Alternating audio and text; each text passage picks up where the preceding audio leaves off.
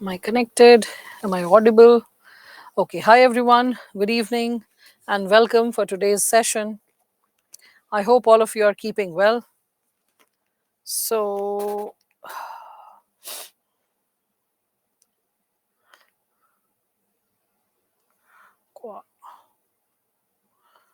types of introduction before that.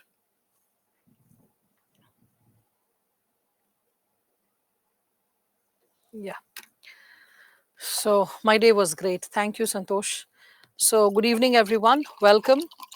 I hope all of you are keeping well. And in the previous session, we discussed about essay. So, we discussed about the various segments pertaining to essay writing, and we discussed about what is the role of idea generation in terms of brainstorming and brain mapping. What is the role of brain mapping, the do's and don'ts, how to generate the dimensions, how UPSC syllabus is quite helpful in generating dimensions. I discussed about problems, how a generalized list of problems is also helpful, because any kind of problem we have some exclusive understanding of it, but the moment we start getting thawed, or we feel that the content is not getting created, the list can help us substantiate something more.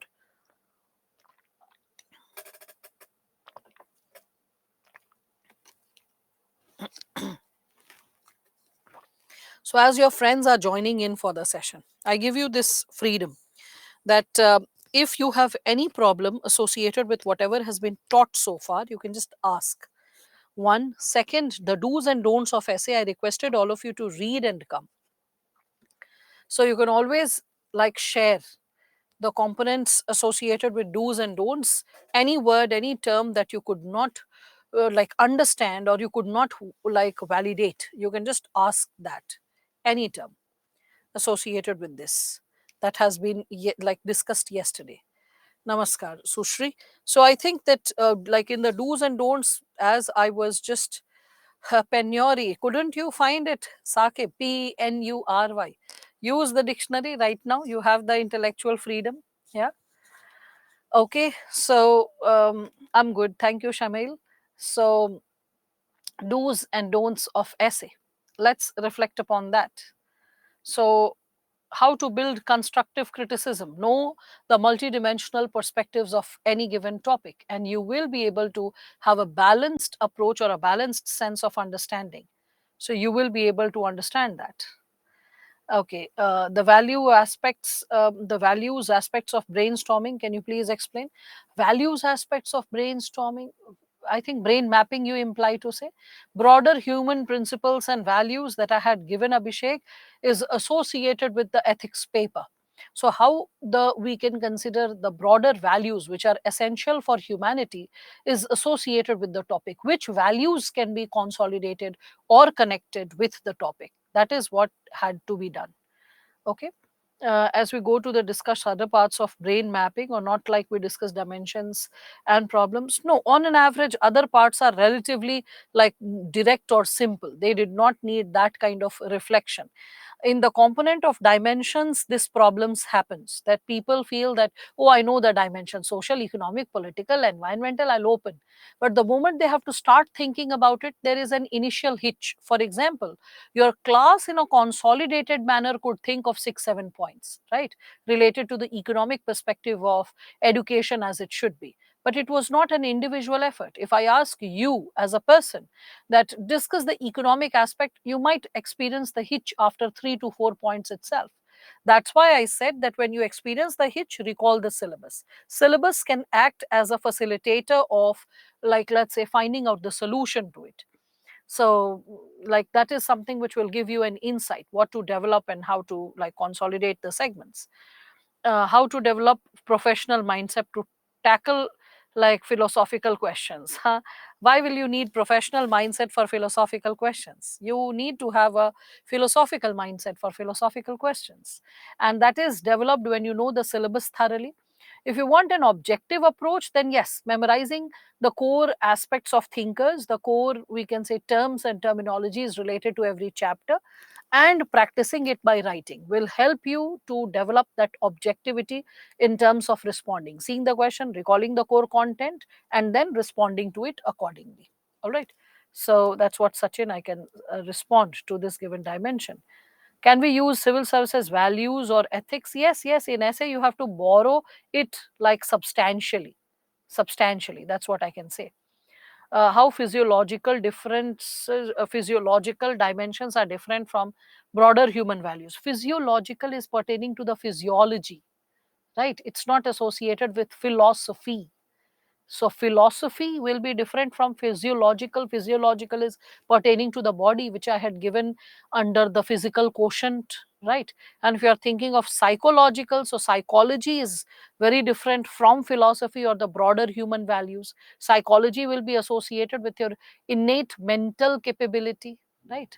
So whatever is the question, I think it is duly addressed, even if there might have been any spell error, right? So let us proceed further ahead with respect to this given area.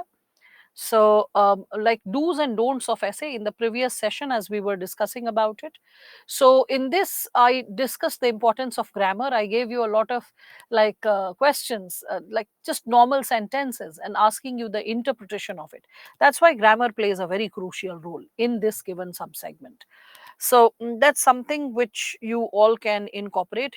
Handwriting plays not a very important role, but it does play a role, because if you are having a very average handwriting, marking can get affected. That's what I can say.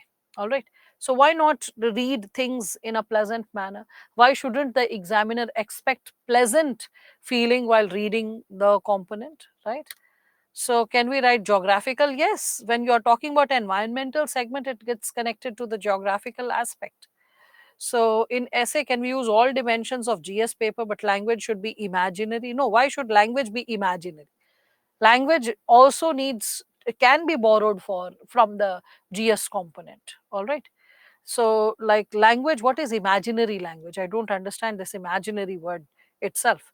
One para, one idea, it means that in one paragraph, write one perspective. Suppose if, like, suppose you're writing education as it should be, and in that, suppose you're thinking a lot of points from social perspective. So don't get overwhelmed that, oh my God, one para, one idea, and I have ideas which are worthy of 150 words. In that situation, break the para into two. So two paras will be healthy in that situation. So it's not like sticking to one para, one idea, but if the point is short, like let's say just 50 or 70 words, psychological aspect, suppose you have it, it's okay. It's okay to write a para which is short and it is barely 2 or 3 sentences. But if it is too long, it will become too boring. So it is important to take pauses, and that's how you are like you're required to go ahead with understanding it. 60 marks each time. I lately stared. It is okay in the first stage. Sanya, it's not a great marks. This is what, okay, 60 out of 125. Yeah, this is fine. As a beginner, like when we are speaking of it, it's fine. But there is a lot of scope for growth. You need to understand that as well. As a beginner, 60 out of 125 is decent enough.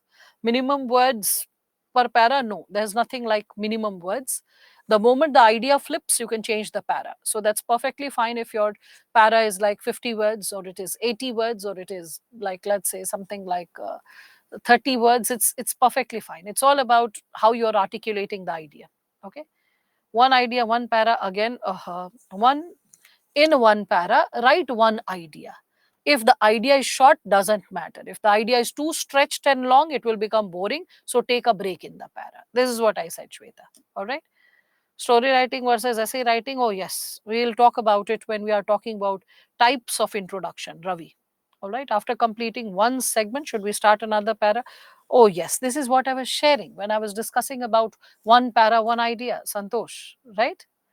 Okay. Now, so as we are moving ahead with the do's and don'ts, I said towards the beginning, I'll just give a brief overview regarding do's and don'ts. So let us reflect upon this given subsegment. And I hope that you all have revised the ethics paper which I taught you like something around 2 weeks back. If not, please start revising. That is going to help you majorly even in essay writing. Okay. So please get into that. So that's what is suggested. Go through the like ethics segment which was taught to you by me just 15 days back. Be more thorough with it so that you can reproduce it properly. So is it fine? I'll improve. Okay, fine. So for first para, how to write. We have not started discussing about types of introduction, Ghulam. So patience is the key. How much marks can be considered as good? Well, something like 60% at least to begin with, Aditya. Now, so here, when we are discussing about this segment of do's of essay, I said that also take care of punctuation marks. Do you understand the relative importance of punctuation marks? It can be the real game changer if you are understanding the importance of punctuation marks. See, if I'm using something like this, see the importance of punctuation marks. If we speak of it, anyway, I'll not give you a pun statement, I'll give you a serious kind of statement. So there is this statement: the Syrian revolution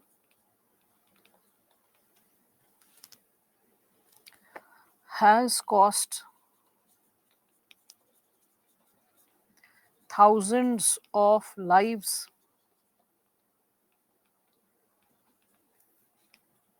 on both sides.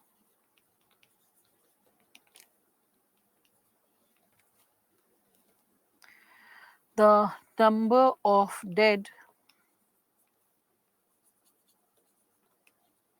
on the government side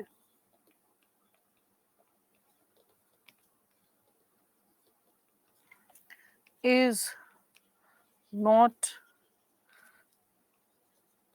much less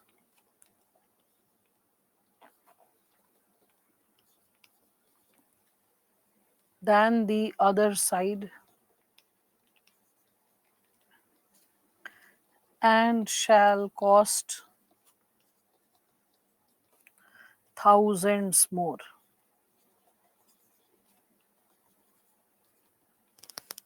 Okay, see. This was a sentence which was published in the Hindu. Okay, way back when the Syrian revolution was erupting. So there's a basic rule to punctuation marks, which all of you should know. There's something which will be helpful all the more in CSAT comprehension.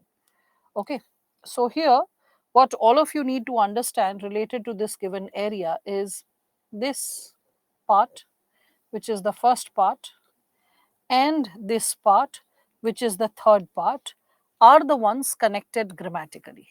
It is 1 plus 3, which is creating a grammatically meaningful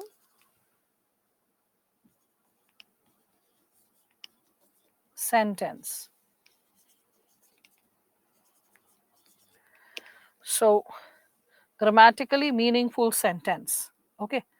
So, second part is grammatically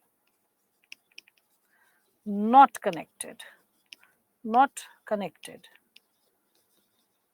It is just extra enumeration, elaboration. Okay. So, extra elaboration of the subject. Just remember this rule when we are speaking of it. Okay, so here, the Syrian revolution has cost thousands of lives on both sides. This part. So far means this. Jump, come here, read this. This is the actual sentence. The Syrian revolution has cost thousands of lives on both sides and shall cost thousands more. Sentence becomes short, crisp, easy to read. So just remember this rule. Now, something that I can add to this rule. Instead of comma, there could have been the usage of dash. Okay. Instead of comma, there could have been the usage of dash. Okay. So the Syrian revolution has cost thousands of lives on both sides, dash. The number of dead on the government side is not much less than the other side, dash, and shall cost thousands more. Full stop. This. Got it, everyone? Everyone is getting an idea associated with like how to put it to use when you are interpreting the statement, right? So it can be something like so Sai Dinesh, you need to read. If you have joined late, just need to read it. See this. First and third sentence is making grammatically meaningful sentence, a wholesome sentence. Second part is only an elaboration. And the pauses between sentences is taken via comma, or other than comma, there can be also usage of dash, right? Other than dash, there could have been the usage of brackets, which is also called parenthesis in grammatical language. So it could have been like this, it could have been like this. So the same method, first part connect with third part, and that is how you can understand it. Okay, so parenthesis is what it is. Now, in school days, we used to read a story in which a woman wrote a letter to her husband, but due to illiteracy of punctuation marks, entire letter changed to something else, and her husband gave her divorce. Okay, Abhishek. Yes, that must have been an interesting read, and thus it would have been hyphenated. That why punctuation marks are essential. So very true. So now, this sentence was not actually this simple. Now, let me show you what exactly the sentence was. So, let me create something more like interesting related to this given statement. So, as we all can see this given subdimension,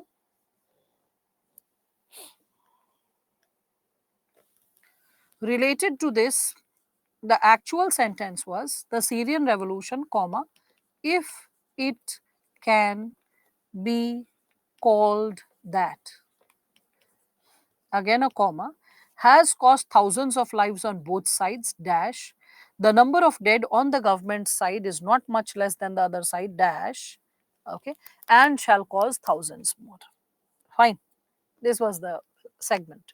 So this is like, if we are speaking of it, we all can see that what are the extra dimensions. If we reflect upon it, we all can see that this is the extra dimension, if it can be called that. What is it referring to? Syrian revolution, right? So if what is happening in Syria, if it can be called as a revolution, but the author does not want to get into the debate or the dialogue whether it is a Syrian revolution, mean it's a revolution or agitation or revolt or movement.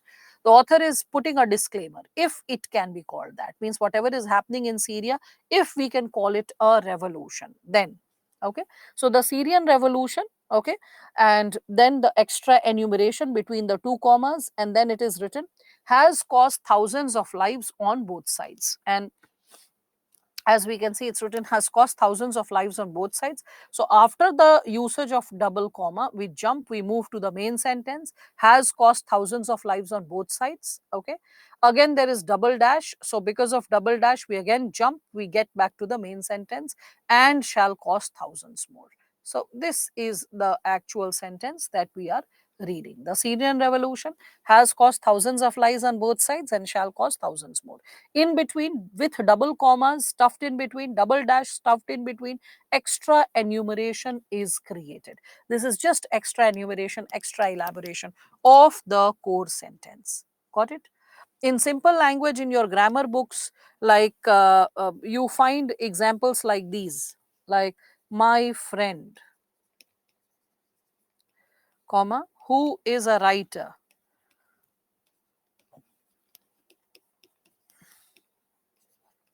is a painter. Like this level is what you get in school days. But this is the level you get in newspapers, you get in CSAT passages. Okay. So my friend is a painter, everyone can see. Who is a writer is an extra enumeration. So punctuation marks do play a very vital role in terms of interpretation. Like learn them, that it will be more helpful for all of you in other respects according to me. So this is what is advisable for all of you. All right. I hope all of you can connect with this. Yeah, that what is the usage. So punctuation marks pretty critical, and that's why it is advisable that please be thorough with the punctuation marks. They alter the meaning and they can also substantiate the components accordingly. All right, now with respect to this, as we further move ahead, we all can see that The constitutional principles, do not mess up with the constitutional principles. Along with the constitutional principles, the constructive criticism should always be there, so that the examiner can see that you are a balanced person. You're not only like, you're neither a person who is just towing the the order, and you're nor a person who is like someone who's anti system. We need a balanced person. So pro constitution writing and constructive criticism, balance of both. Again, updated information, authenticated information, see to it your information is updated. Don't write something which is like old, because if it has been in news and it has been updated, then the examiner will sense that you are not a well read person. For example, National Family Health Survey 5 has, the report has been out. Even like in certain areas they are thinking about conducting the components pertaining to 6, but anyway, 5, the report is published and is out. And suppose you are quoting National Family Health Survey 3 or 4, so that is something which will not be appreciated. Okay. Again, use examples, facts, and quotes. This makes the essay interesting. Okay. So, for generating interesting, go ahead with this. One para, one idea. I've explained this already. Logical connection or flow is very important. If dates and segments are discussed in any topic, if there is that the intellectual space is demanding that possibility, go for chronology. Otherwise, at least maintain a logical flow. One idea leading to the other, flowing into the other, and making sense accordingly. Okay. Use simple sentences. What do we mean by use simple sentences? Simple sentences is associated with one breath rule. Do not write long and meandering sentences, because it has a very negative impact. Okay. So because the examiner feels disillusioned that what did you imply to say, and that is something which leads to, I would say, a disillusioned level of understanding. Probably for this, I can give you an example. So, there was this student who was appearing for interview this year. I'm not taking his name because that will be disrespectful to a person. But you can understand, if the child was appearing for the interview, that means there was a sizable level of preparation associated with the segment of mains, right? So this student, in the process of going ahead with the preparation, the student came up with the segment of essay writing, and I was quite surprised seeing what the student had written. So there were a lot of mistakes which were there associated with the child. The prime mistake, the ideas were amazing, the engagement was quite in depth, but the problem was long and meandering sentences. Okay, I'll give you a hint of it so that you get an idea. So the topic was, when we are no longer able to change a situation, we are challenged to change ourselves. That was the test, and the child had written on this specific topic. When we are no longer able to change a situation, we are challenged to change ourselves. Okay, we are challenged to change ourselves. So, what has the child written? You can just listen. I'm not reading the entire essay, I'm just reading a chunk of it. Okay. So the child is bringing industrial revolution in the topic. Okay, when I repeat once again the topic, so that those who did not pay attention, this is the last opportunity to listen to the topic. So when we are no longer able to change a situation, we are challenged to change ourselves. Fine. So the student has written, as like all of you can just pay attention. So he has written, industrial revolution forced human society to change the economic system, so human society to change, comma, the economic systems to evolve, comma, bred colonialism, comma, capitalism and resistive forces such as communism too. You're like, okay, fine, a lot of ideas, but you are able to connect with it, so you're like, fine, okay.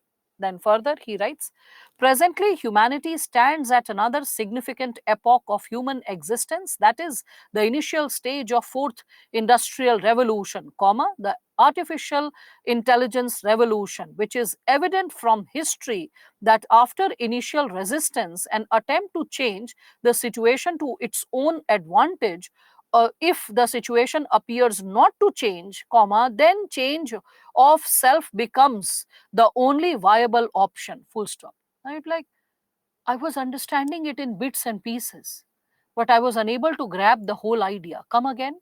I want to listen to it again, or I want to read it again. You'll have that tendency. This is what. His sentences were too long and meandering. Language was good. Critical reflections were profound. Content was very much pro topic. Okay. The problem was associated with too long and meandering sentences. Okay.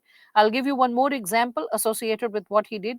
Another, like I'm jumping few paras, he's written related to LPG reforms and economic reforms. He's written, initially efforts were made to keep the economic system as socialist as possible, but situation changed, and when it breached the control of the government, comma, it was provided sorry it was prudent to liberalize the economy for survival and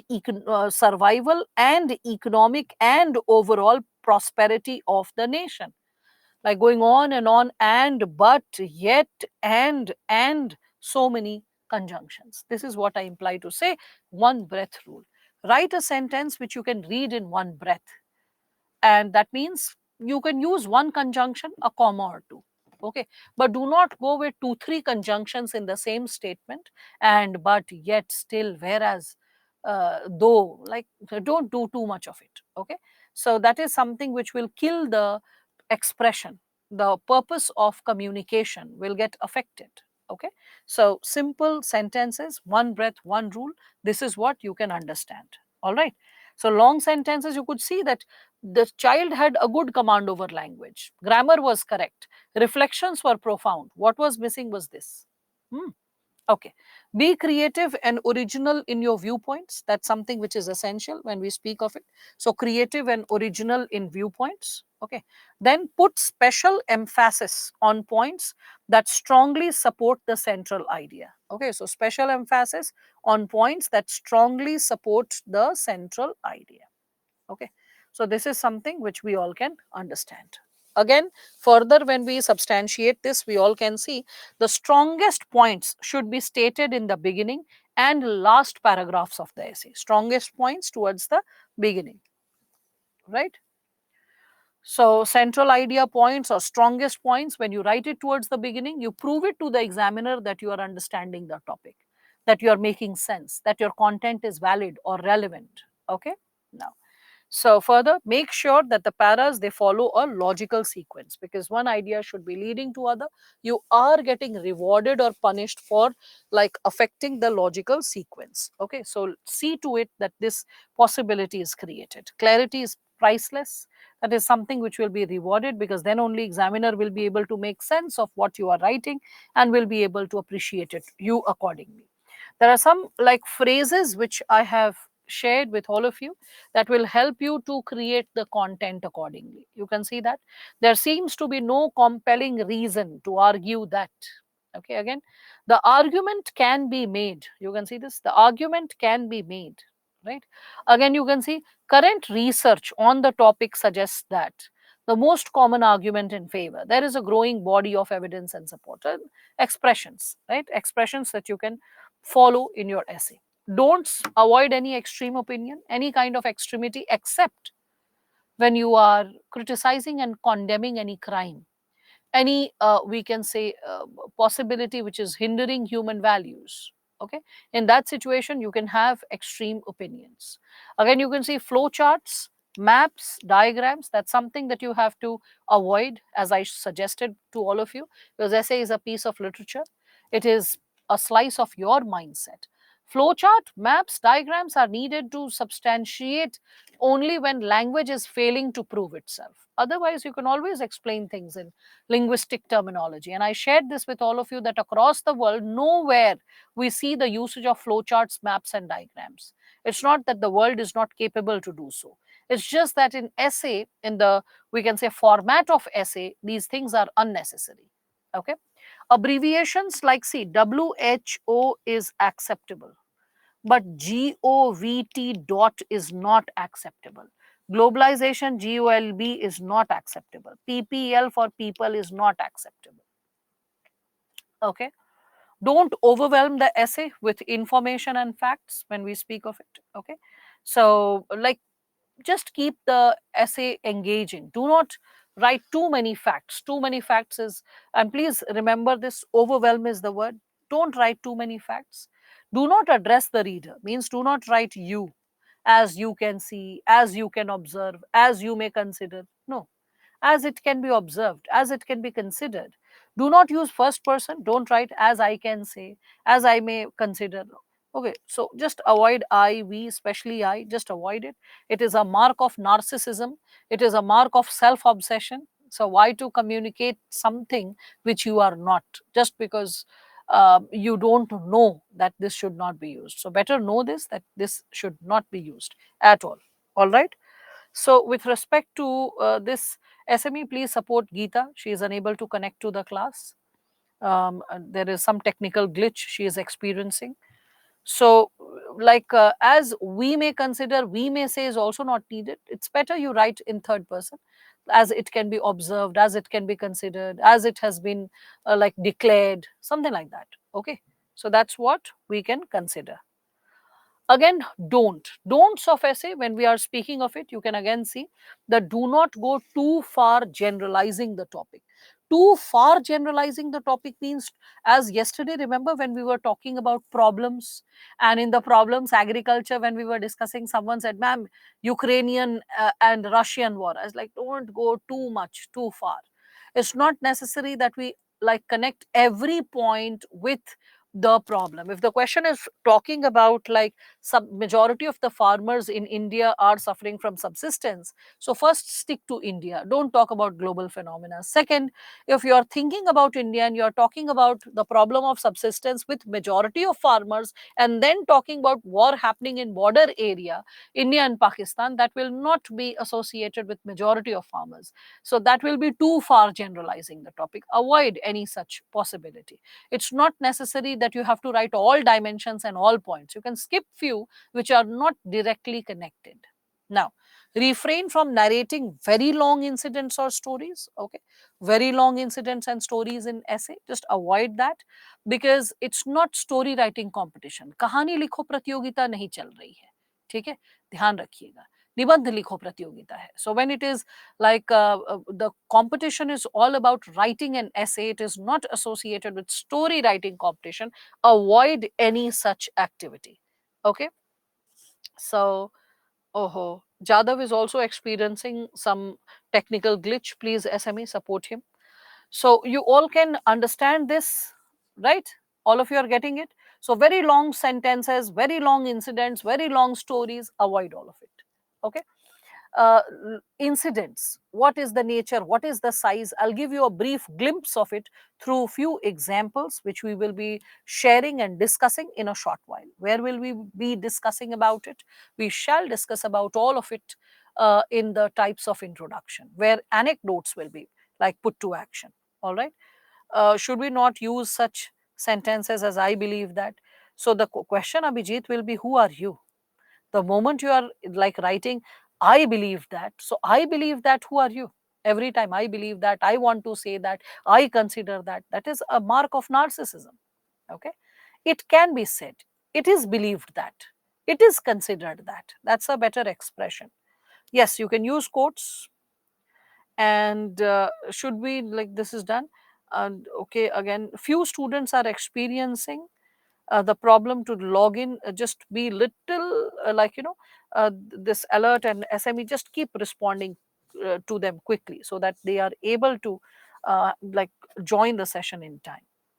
So all right, Praveen, let us, like Parveen, let us call it off and just focus on what is being discussed now.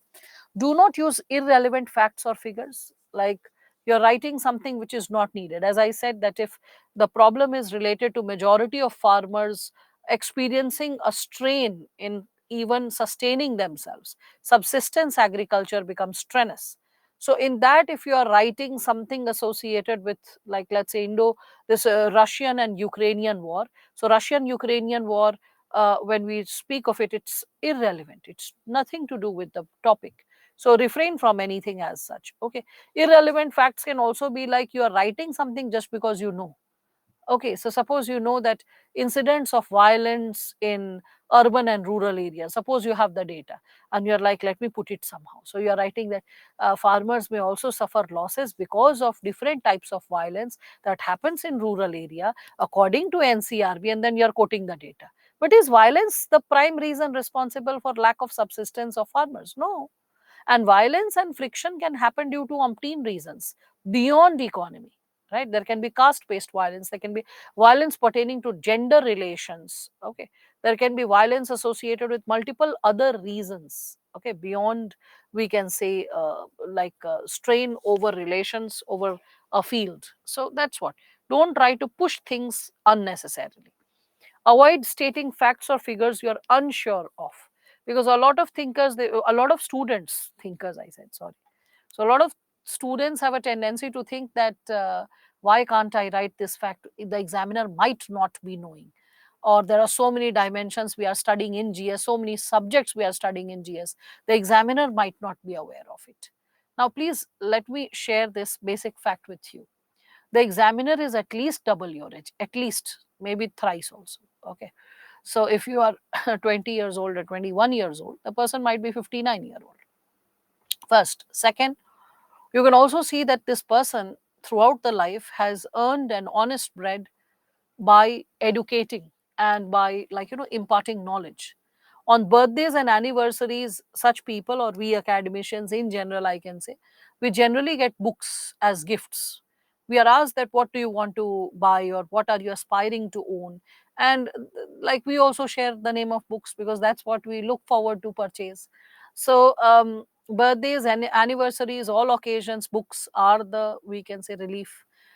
If you are in any strained situation, god forbid, so in that situation also a person runs to one's own library, one's own nook and corner, safe space, comfortable space, where a person lifts a book, and after lifting a book the person tries to read it, okay? So when we are speaking of such possibilities, when we are speaking of such situations, we all need to understand that like you know in the process of, we can consider, in the process of unfolding the reality, in the process of understanding the reality, a student may think that I had read something like this somewhere and writes it with conviction.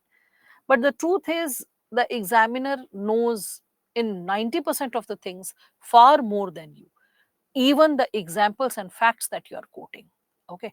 There can be only a possibility of your personal life experience or some local or remote area example or anecdote which might not be known, but otherwise general facts are known. So do not fool around or goof up with facts. Do not try to oversmart the examiner, because if the examiner feels that there is any kind of intellectual corruption, it can backfire against you. You can suffer from negative rewarding, okay? And all of you, during the ethics session I told you that 25 to 35 penalty marks is given in any of the papers if this intellectual inauthenticity is experienced. The examiner is asking X, you are writing Y, or you are purposefully fitting in Y. So just like avoid that kind of possibility. Again, conclusion should not be forced, it should be reflecting the points that you have discussed throughout the essay in a gist. Avoid introducing any new information towards the concluding para. Any new dimension, perspective should be in the beginning or in the midst of the para as per the importance of the point. Towards the last two paras, don't try to introduce some new segment to the essay. Let the conclusion be a kind of a calming effect, a soothing effect. It should have a sense of, we can say, settled, okay, settled, harmonized experience in the conclusion. That's what should be created. All right, then. So I hope do's and don'ts, it's clear. Any other do's and don'ts you are not aware of, please ask. I will be explaining that. Any word, a book can be opened for infinite time. So very true, so very true. So can we, should we support points, quoting reports? Yes, you can support your points, quoting reports and facts. That's acceptable.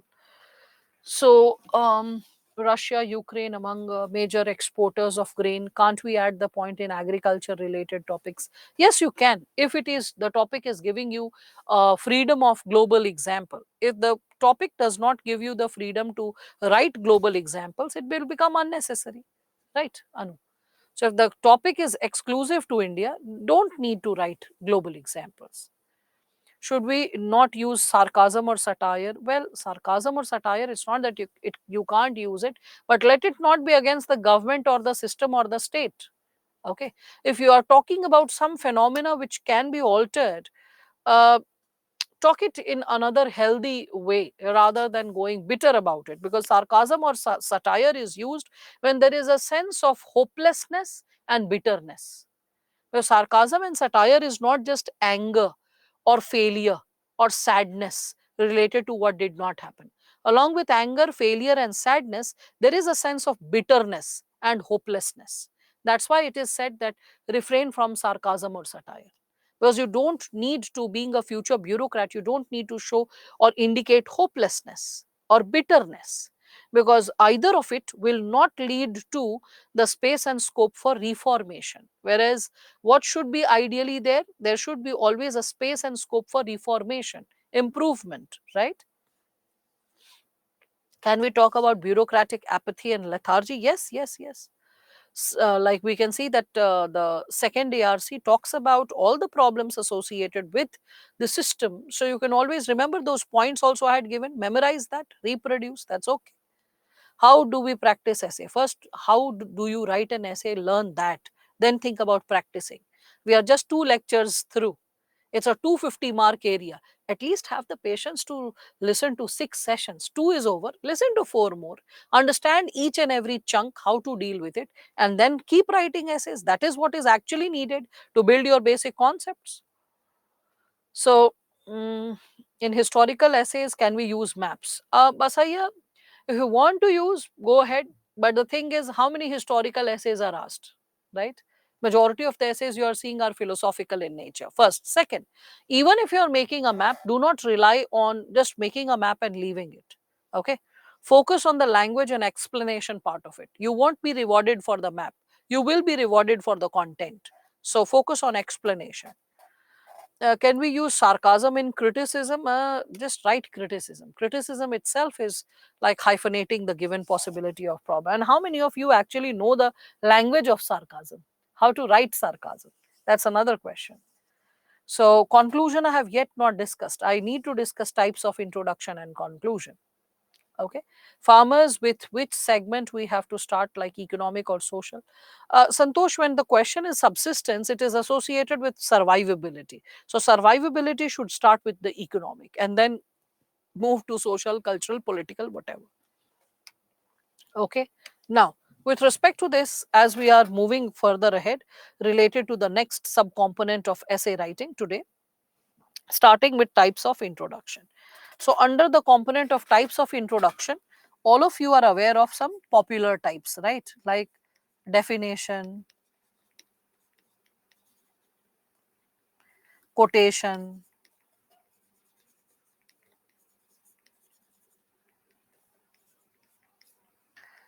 You people were talking about short stories, so I write anecdotes.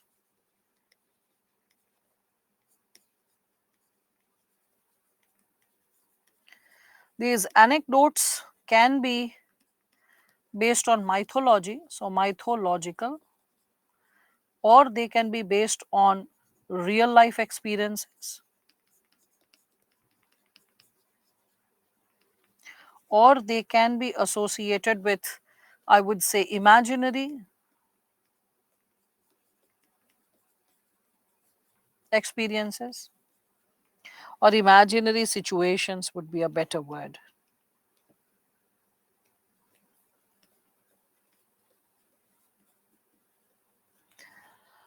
It can be based on historical background.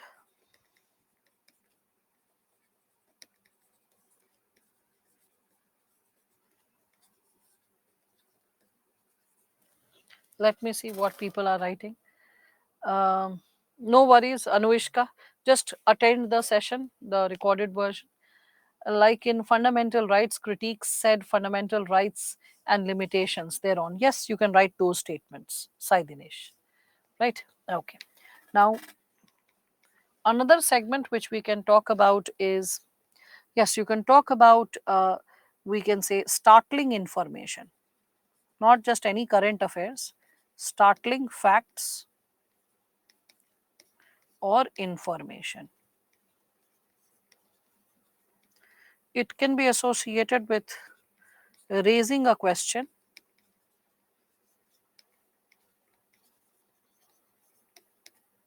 or a set of questions.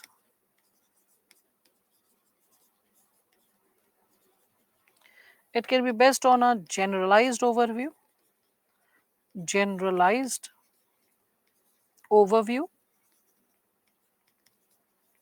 to a specific discussion.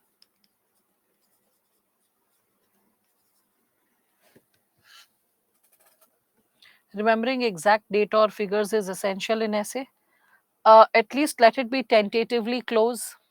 I mean, if I'm talking about gross enrollment ratio of children in primary education, 2019 Ministry of HRD data, so it was like 98.5. So let it be like it is above 90% or above 95%, right? It should not be something like it is above 80%. That's too distant, right? So when data is there, at least let it be helpful. So primary school stories are also real life stories, real life experiences, right? Montu, once a scholar said, can we write like this? Yeah, you can mention like this. A scholarly opinion or a scholarly reflection related to this has been. Deductive approach, yeah, I mean, like we are discussing about that with respect to this. Ma'am, if in the, what is it? Abhinash, your question came just half. Ma'am, if in the, that's it. So, what can I understand by that? In essay, language and ideas should be used, figures are not needed. Yeah, language and ideas are required. Like we can consider figures, facts and figures can be written because startling facts and information can be incorporated, right? Now, eighth is we can consider the segment associated with conversation.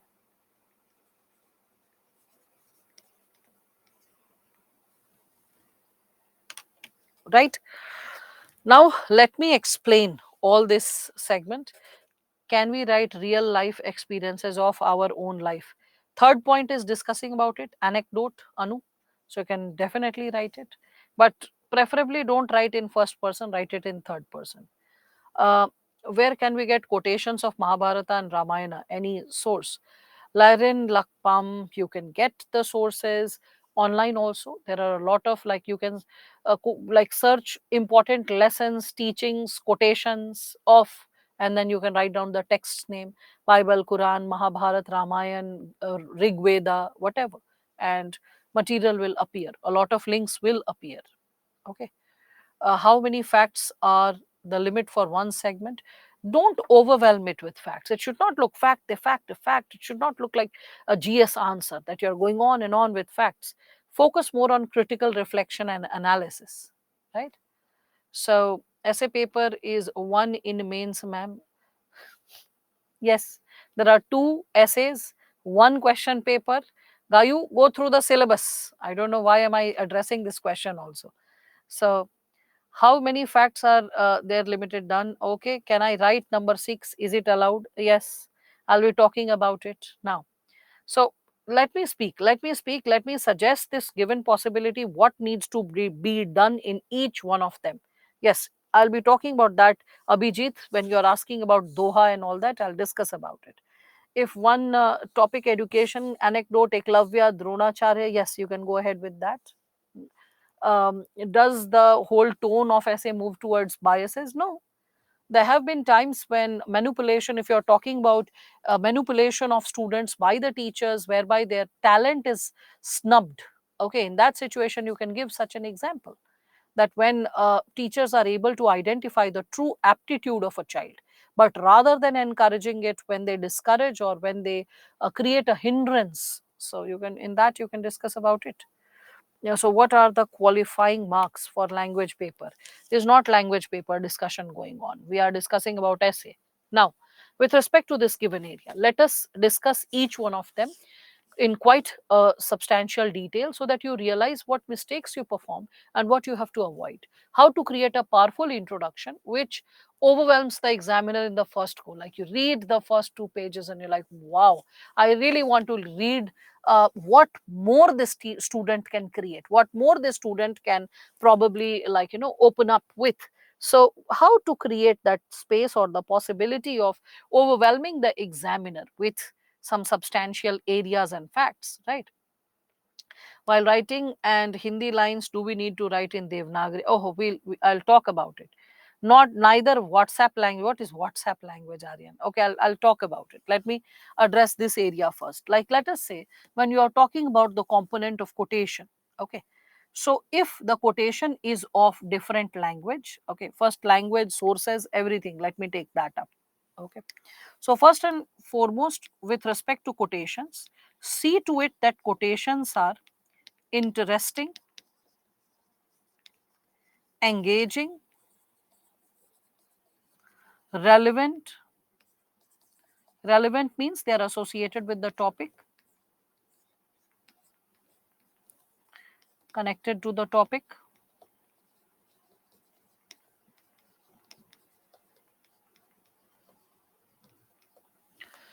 Right. So with respect to quotations, you are supposed to look into these sub segments when we are speaking of it. Okay. So quotations, they ought to be interesting, engaging, and relevant. This is what is advisable. All right. With respect to this segment of quotation, when I'm speaking of it, you need to now think about the component of language. Suppose you are using a quotation of another language. Suppose it is another language, then you are supposed to write it in, like, yes, English font, and after writing it in English font, you are also supposed to provide, that is a must part, that is the translation. The meaningful translation should be provided because you are not expecting the examiner to know it. Like, for example, the All India first rank 2013, Gaurav Agarwal, he wrote Guru Gobind Do Khade, Kanke Langu Pae, like this. Guru Gobind Do Khade, like this. And after that, whatever he wrote, like two lines, and after writing that, in bracket he wrote the explanation, that if God, sorry, God should always be in caps, so if God and the teacher both are standing in front of me, who should I revere first? Towards whom should I pay my obeisance first or my respect first? Definitely it shall be my teacher, because it is my teacher who guided me to God. Okay, so, and then further, like, the importance of profound teachers in the life of an individual, in the process of imparting education, and then further he keeps continuing. So that's how you're supposed to take care of it. Okay. So Rohit, were you absent yesterday or day before yesterday, especially day before yesterday? Because um, okay, are you speaking of like the language paper, as in you want to say the qualifying paper? Yes, in qualifying paper also essay is asked. If you are hinting that, yes, so in qualifying paper also it's there. Fine. Can we explain the 8 ways of taking one essay as example, please? 8 ways of taking one essay. Like, I cannot understand that, Sri Devi. If you're implying that how to use quotation or how to use definition, I'll be just coming up with multiple examples. Please understand, all of you. Hold your horses, be patient. I'll be explaining every single segment in another 1 hour at least. I'm going to speak at least 1 hour over this topic. So just be patient, listen to each one of them patiently, and you'll get all your explanations bit by bit. All right. Now, so quotation, when it comes to language, this is the segment. Now comes the source of quotation when we speak of it. Okay. So when we are discussing about sources related to quotation, It can be anything. It can be associated with all forms of literature. All forms of literature means here you can consider story, poetry, drama or play, novel. You can also connect it with cinema or movies, whatever. You can pick dialogues from there also. You can pick from TV series. Okay. You can pick it from advertisements and jingles.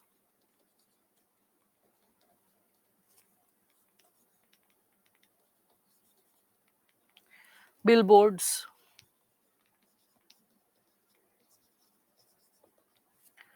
You can pick it from anime, anything that is entertaining you and you are open to the segment. All right.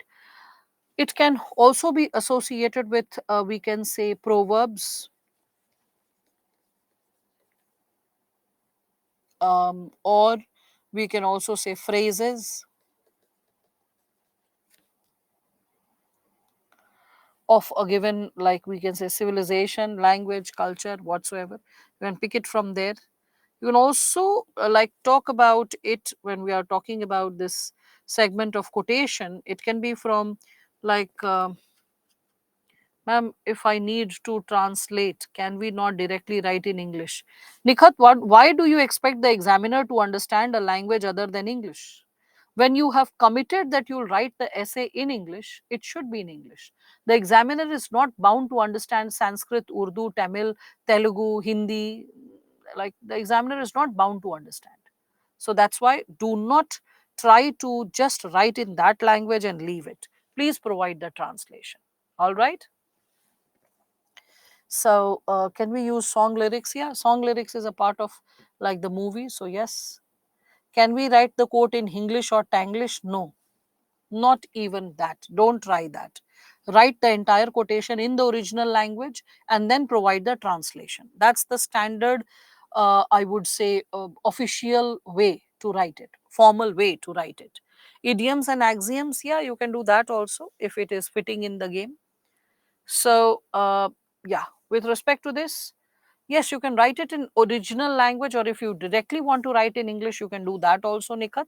You can write it original, rather than writing the original language, you can straight away translate and then straight away present the statement which was given by the person. Because Plato and Aristotle were not writing in English, or Thiruvalluvar was not writing in English. But you, when you are quoting them, you can straight away quote in English. So that's possible. Okay, so I'll show you the example, Sakib. The movie dialogues I'll be showing you. Just first understand the sources. Okay. So when we are like discussing about quotations, there are specific do's and don'ts associated with quotations which you need to follow. I hope that's clear. Same applies to definition. When we are talking about definition, let the definition be wholesome,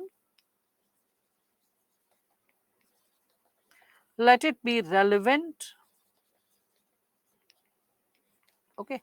So wholesome, relevant, it should be associated with, like, let us consider, um, the segment should be like, you can consider a definition should be kind of interesting and fresh. Interesting and fresh. Let me give you some example related to definition and quotation and you'll get an idea. See, if someone is writing, like there's a topic related to sports, and the child is writing all work and no play makes Jack a dull boy. Hey, after reading that, we feel so dull. Like, okay, all right, you move ahead. You're like, let me see what is more, right? Or someone is writing on democracy and writing government of the people, for the people, by the people. Like, oh, when will the child grow up beyond of the people, for the people? In so many years, could the child not remember one fresh definition of democracy beyond like government of the people, for the people, by the people, as given by Abraham Lincoln? There are other statements also spoken by Abraham Lincoln defining the term democracy. So why didn't the child like accept that, right? So all those possibilities you will be seeing that happening around you. Okay. Wholesome means which is encapsulating all the core ideas related to the word which needs to be defined. Okay, that's what wholesome means. Shruti, can we use another language scripture and then explain in English? Your wish, Anurag, but English has to come because that's the segment that you have committed to perform, in the language in which you have committed to perform, so that has to come. All right. Now, with respect to this given area, so with respect to definition, when I was talking about it, so one of my students, like presently, she is working in Rajya Sabha as like, you must be aware of the secretariat exams. If not, you can just find it out. They are distinct other kind of exams other than UPSC, and you directly appear for grade B, and there is only a GS paper and essay paper, no optional, no mains, nothing, just GS paper and this essay paper. You clear and you get into interview, and after interview you further clear it. At departmental level you have other exams to get promoted from grade B to grade A.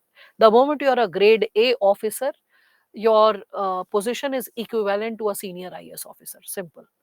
So if not getting through this mode, there is another mode to get in. Another thing is that if you get into secretariat, you don't you don't like get posted in regional centers, regional areas, or other smaller states and other smaller provinces. That's something which you understand. Okay. So now don't ask, I don't want this volley of questions coming. Where is the form? Where is the exam? Who is conducting it? This, that. You can find it out, find on YouTube, find on Google, do whatever, but just know that these exams also exist. Now, when I'm discussing that, so this girl is already selected.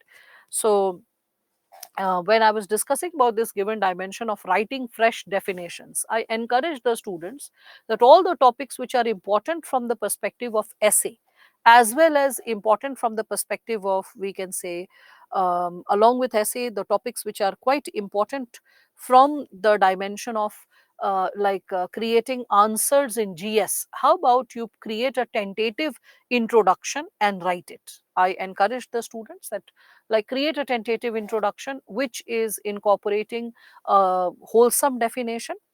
So everyone was trying. I said, keep the language simple, keep it short. So words like ethical governance, values, democracy. So there, because I was talking about democracy, I was reminded of her. So she wrote a very simple but a very brilliant statement related to the definition of democracy. She wrote, democracy is treating others the way nature does. Full stop. That's it. Okay, think about it. Democracy is treating others the way nature does. How does nature treat us? Free from any form of discrimination, irrespective of our gender, caste, religion, we are treated equally, right? So that's what democracy is. Like we can see treating others the way nature does. Definition when we speak of it, right? So I hope all of you are able to understand this given subsegment, right? No quote is fine. Yes, 110%. Even if you're not writing a quotation, that's perfectly fine. The only thing is the idea. How you are able to spin the idea, how you are able to reflect upon the idea, how you are able to substantiate the idea. Okay, that's something which is of prime importance when we speak of it. So I hope all of you are understanding that that how this component of definition needs to be taken care of, right? I hope all of you are getting this. So definition, it should be wholesome, relevant, interesting, and fresh. Don't try to write boring definition that you consider yourself. If someone is writing, you have to evaluate some 100 odd copies. And in 100 odd copies, if you're finding the same definition, same quotation, there can be like little dissing off, right? So you can always prepare certain things beforehand. You can always find the trend of the topics which are oft repeated, and those topics you can create a list of quotation or a technical definition or certain list of points and segments. It can be prepared beforehand and kept, right? I'll be discussing about the trend and this and that little later, Right now, when we are talking about content creation and when we are talking about types of introduction and definition, what I imply to say that let the definition be fresh and wholesome. Like, for example, this component of quotation, I said, all work and no play makes Jack a dull boy. Recall what Swami Vivekananda had said. Swami Vivekananda, he said that about sports, he said that if you really want to find God, you can easily find him in a football field rather than religious scriptures. It is such a wholesome statement and so very deep and reflective. If you really want to find God, you can find him more easily in a football field rather than religious scriptures. Think. So how is football bringing us closer to God? What are the like elements which helps us to get closer to God? What are the qualities we need to have to get closer to God or to our to the larger spiritual existence? What are the qualities that are needed? And how those qualities can be exercised more easily in a football field rather than while reading a religious scripture? Think, think, think. Isn't it so breathtakingly beautiful? Right? So this is what we, yes, the answer is associated with unity beyond doubt, Kharanshu, right? So that's what I'm inspiring you. Read good stuff. Ethics is exposing you to a world of goodness, and borrow that insight and prepare it even for essay. That is going to fix your world like anything. It is going to ease the process like anything. All right.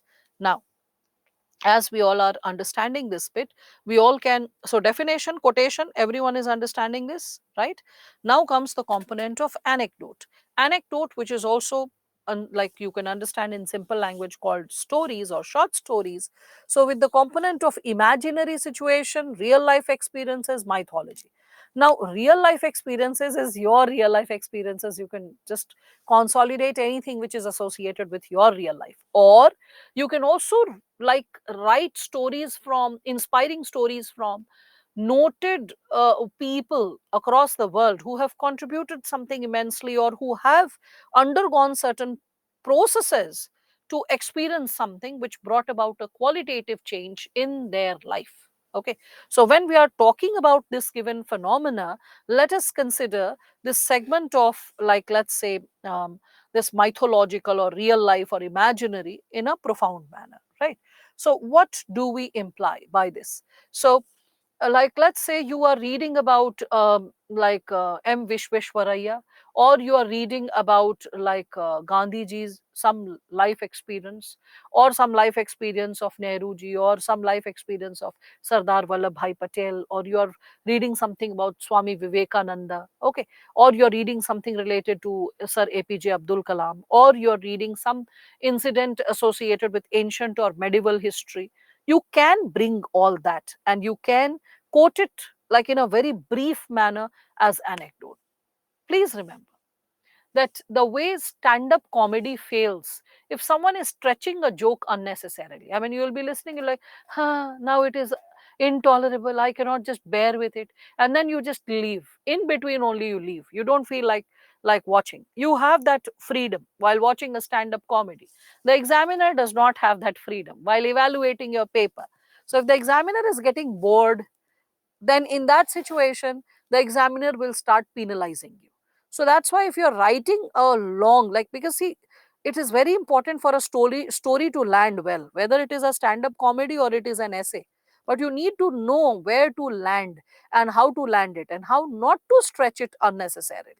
So when we are speaking of this given segment of real life experiences, see to it whether it is real life or mythological or imaginary, it is briefly expressed, it's not stretched unnecessarily, it's not like written in greater detail. Okay, that is something that you have to avoid as much as possible when we speak of it, right? So I hope all of you are understanding that. So Shivam, try to find it out. That's how you learn. Create your own sets of breakthroughs. What is the beauty of the meaning of the statement spoken by Swami Vivekananda? So many other statements you will come across, so many segments you will be getting exposed to. Think about it. This is just the beginning. The we can say the initial breakthrough of getting exposed to thought provoking statements, right? Ask yourself what is needed. for getting a spiritual breakthrough? What are the segments that are needed? Wholesomeness, unity, concentration, being there, present, alert. Keep thinking. Like like guided in a wholesome manner, motivated, optimistic, right? Think about all the qualities and connect it with the qualities needed to attain God or spiritual breakthroughs. Okay, so that's how you'll get it. Though I have hinted, but you can gain that given possibility. So, anecdote, let it be short and simple. Let it not be too stretched. Let it not be like a story writing competition, right? Again, with respect to this mythology, when we speak of it, let mythology be again thought provoking. Like, let's say there is a mm, topic related to child delinquency. And in the topic of child delinquency, suppose if you give the example of Buddha's life. Okay, you must be knowing about Angulimal. Are you people aware of Angulimal? Yeah, in Jataka tales, Angulimal is discussed. And this man, he used to, like, after killing the people, looting and plundering, he used to cut their little finger. And then after cutting the little finger, he used to like sew it like a bead. And he was wearing a necklace of all the little fingers of people whom he had killed. And he had killed 99 people, and the documentation of that record was in the necklace he was wearing. Okay. And yes, a story in standard 3. Okay, so different people have different kind of memory related to it. So he was looking for the 100th person that he aspired to kill. And in that moment, Buddha was passing like through the forest.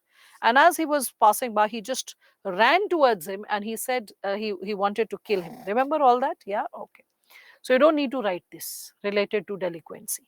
What is it that you can write? Suppose you have to start with mythology. So suppose you are starting with that. According to Jatakas, the historical background of, or the background, if you miss the word historical, it's better. Okay, so the background of Angulimal was that he was a prince who was thrown out of Gurukul because the guru because his classmates had falsely implicated him in few incidents, full stop. The guru, being agitated, threw him out of the Gurukul, and later his father, comma, the king, being angered, ostracized him from the society, or ostracized him from the kingdom. Okay, second sentence. So Angulimala, when I hope you are all are understanding what I am saying. So first time he is kicked out of the Gurukul. Why? Because his friends, not friends, sorry, they are not friends. So classmates falsely implicated him, like got him trapped in situations in which he was not responsible, committing that crime or that kind of mistake. But the guru thought that being a prince, he is showing a lot of air and he is like throwing tantrum and he's not getting the work done of the Gurukul, and thus he penalized him by throwing him out of the like Gurukul. And this boy, he was like suddenly quite lost. He was like, I'm not to be blamed, yet I am victimized.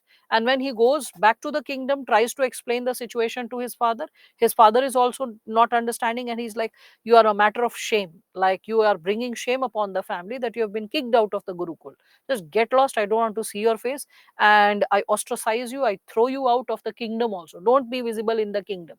Now, that's too harsh a punishment for a teenager. I hope you're understanding that. So within 3 sentences, you mentioned this. Okay. You need power of language, how to go precise. If you don't have power of language, you'll start stretching the story. And then this happened, so this happened, and this will kill the story. Okay. So learn the power of precision. It is necessary for GS answers, because in 150 words, you have to write a world of wisdom. And same applies to essay. Just because you have to write 17 pages or 18 pages does not give you the intellectual liberty to write 2 pages story. Okay. It should not be more than 70, 80 words on an average. Otherwise, it becomes too stretchy. 40, 50 words, all the more better. Okay, because it should land well. Okay, so 70 to 80 words is sufficient. This is what I'll say. Let the story not cross the first page in other language. Okay, do not let the story cross the first page. It should be within, preferably within half the page or 2/3 of the page. That's what I imply to say, because if it is more than 2 pages, then it will create a problem. All right. So after the second like, let's say, or third sentence, whatever you've written, then you are writing that hence Angulimal headed towards the forest where he was attacked by the dacoits or the thugs. That was the word that was used. So he was attacked by the thugs, and in the process he fought with resistance and was able to kill them. Full stop. This was the beginning of the journey from the prince to Angulimal. Dot dot dot. And then you are changing the para and you are discussing.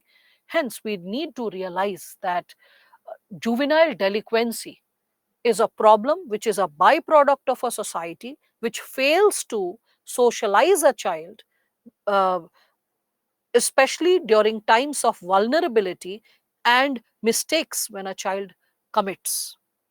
Proper counseling, guidance, and support is needed for these children if we want to avoid them becoming into hardened criminals as they grow up. Full stop.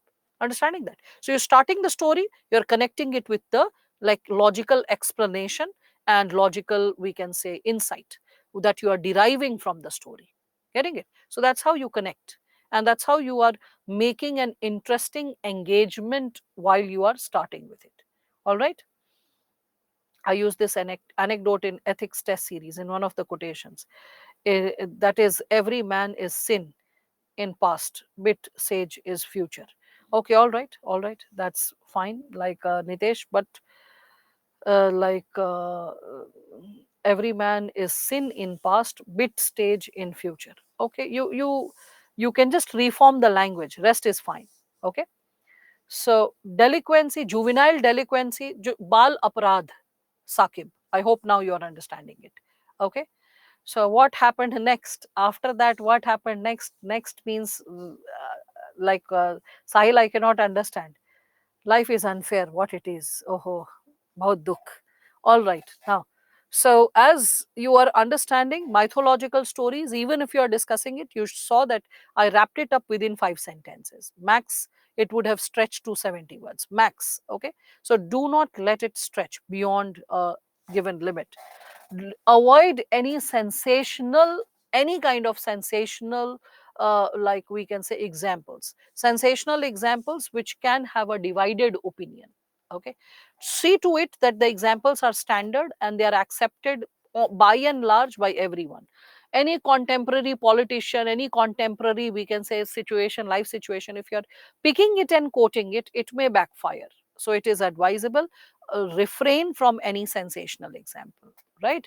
Now, so how to improve language of precision? The more you write, the more you learn how to write it in a gist. Okay, so practicing is the key. Now, with respect to imaginary situation, so for imaginary situation, maybe I can give you yet another example of a selected candidate. So this fellow Rajendra, he was my student in 2015. So this boy, he was from IIT, and he was from one of the rural villages of this Churu. Okay, and this boy, he also experienced child marriage. So in 2015, when I met him, I was amazed by both the facts. That first, he was from a Hindi medium school. He was married at the age of 16, and after marriage, after, like, being a Hindi medium school student, he prepared and he cleared IIT entrance, and then he has come to prepare for civil services. So through and through brilliant, very soft spoken, and he had opted for Hindi medium. And so what happened was that this boy, as he was preparing for this exam, what happened was that initially he could not clear it. He had Hindi literature as his optional, and Hindi medium. I asked him that why Hindi medium. He said that, ma'am, I'm more comfortable in conversing and writing in Hindi, because till standard 12th I studied in Hindi medium. So I cannot suddenly start thinking polity and economics and history, all of it in English. It will be tough for me.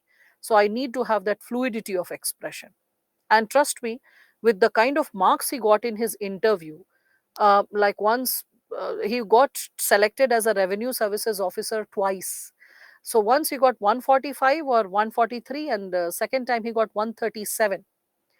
And had he got something like 170, he would have been a proper IAS officer. Anyway, no comments upon that. So he was again a very profound writer when it came to essay writing. Okay.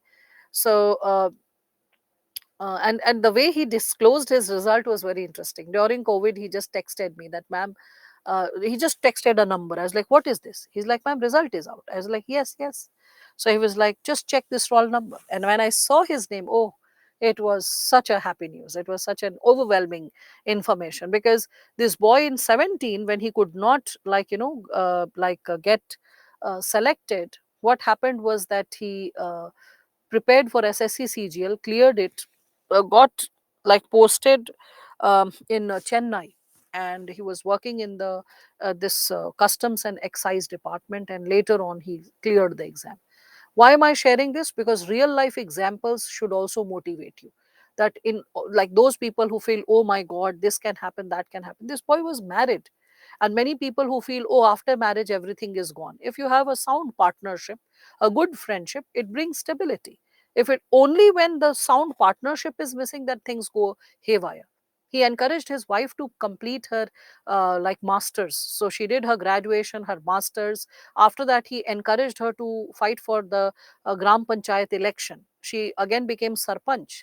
Then she worked towards opening the primary school in the village, and like working towards child education, especially girl child education.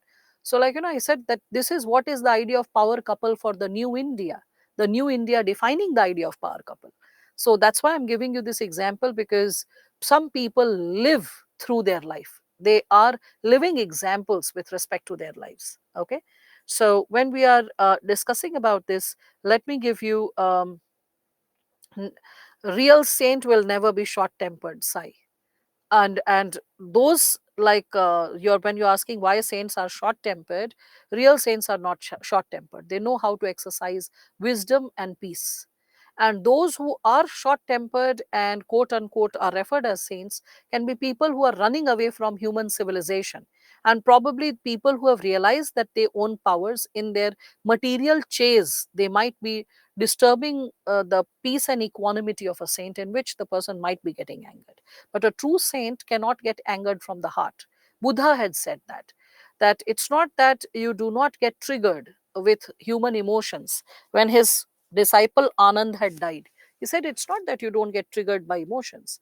It's just that you see how it is affecting you.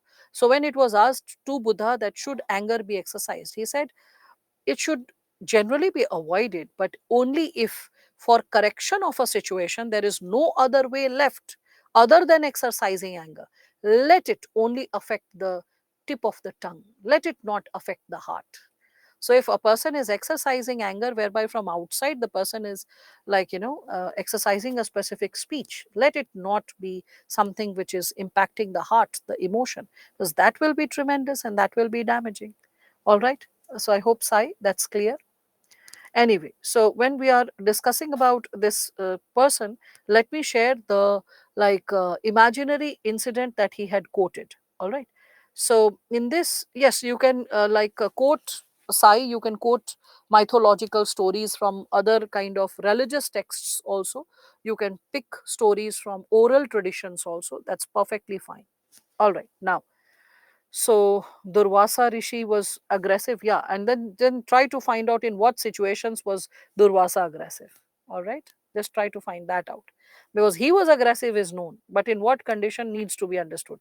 They were not mad people, right? They only avoided chaos and unnecessary disturbance or distraction. That was something, or stupidity, in other words. Okay, now uh, how to recognize these bulk of mythological quotations? Ethics will help you. Ethics, you remember, we were quoting like so many texts heavily, and as you keep reading more and more, and you come across a lot of incidents, like situations, examples, you can pick it. Okay. Durvasa Rishi is ma'am SME teachers. What? Durvasa Rishi. It is ma'am SME's teachers, huh, Sakib? You don't need to bother who Durvasa was. Just call it off. All right. Now, getting back to the imaginary situation that he quoted. So, the imaginary situation was like this, that on a specific winter morning, okay, or on a specific day in December at 10:10 a.m., few citizens were basking under the sun. Now you can visually imagine this sentence. One sentence, okay. So On a specific day in December at 10:10 a.m., few senior citizens were basking under the sun near India Gate. Now you can imagine India Gate, there is green pasture. Everyone has seen that, right? And in the green pasture, senior citizens are sitting and basking under the sun. Okay. So because it's good to get sunlight and it's not even early morning, it's 10:10 because early morning it will be dewy and it will be cold, right? So you can imagine all that. So that's something when we are speaking of it. Shivani, if you're asking for my email ID, okay, I'll just write my email ID somewhere. So, okay, shweta.satya.singh@gmail.com. Now, let us focus on the anecdote because that will be a distraction which kills the impact. All right, so everyone just focus on this anecdote. So, first sentence goes that on a specific day in December at 10:10 a.m., few senior citizens were basking under the sun, comma, near India Gate, full stop. Okay. Second statement. From how, where, and why have sorry, I just jumped a sentence. Okay, I'm really bad. Okay, so second sentence he writes that within few minutes, hundreds of youth congregated near India Gate. Okay, so now you are visualizing that like senior citizens are like basking under the sun, and within few minutes, hundreds of youth are pouring from all directions and they are congregating near India Gate. Okay, they are coming near India Gate. So you're like, okay, fine, you can visualize that. Third sentence, from how, where, why have so many youth congregated and what is the purpose of this congregation, question mark. Now you are feeling the same thing, that it's December, why have so many people like come together, what is the purpose, that too like in the morning. So that is a question which even the reader holds in the heart, right? Third statement, he changes the para after the third statement because sentences are sizable, so changes the para to maintain the rhythm. And that's why it is like I always say that write short paras, don't write too long and stretchy paras. At least in one page, two paras should be visible, at least in one page. Okay, so maybe towards the end also, if you are changing the para, that's fine, but one page, one full page written content, no. Some kind of change should be there. Even three paras are fine, but at least two paras should be visible. Anyway, he changes the para after these three sentences. Next sentence, he writes that the answer to the question why these people have congregated lies in the formation of this new nation, which is barely a decade old, but its population is competing with that of India and China. You're like, huh? Dude, what was that? How is it connected to the topic? What did you imply to say? So, as an examiner, you lift your pen. You do not appreciate this statement. You are ready to deduct marks.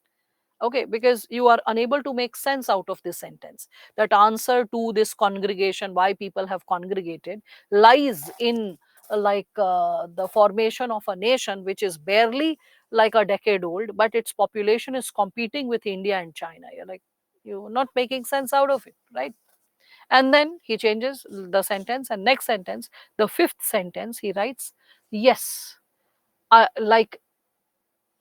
yes, the implication is towards quote unquote social media, which is a technical term used for all online platforms, which helps the youth to come together over various issues, to raise their voice in protest over various causes, and to get their opinions heard.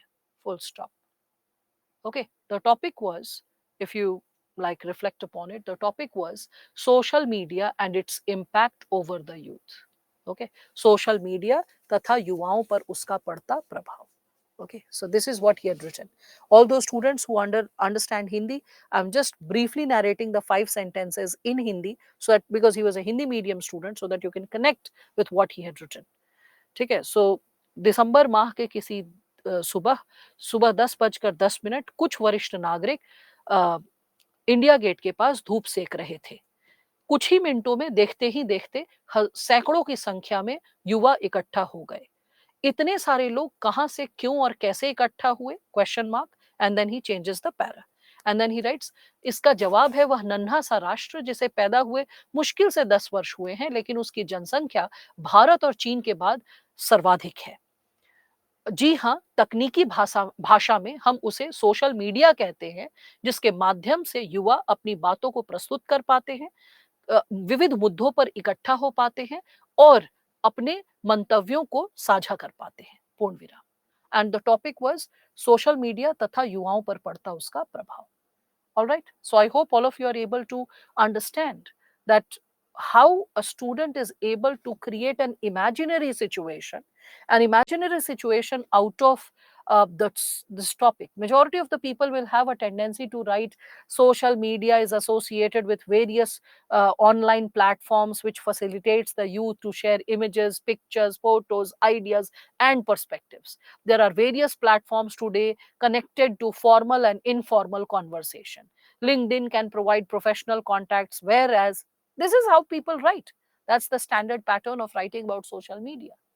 But social media and its impact on the youth, creating an imaginary situation and talking about it, this is something.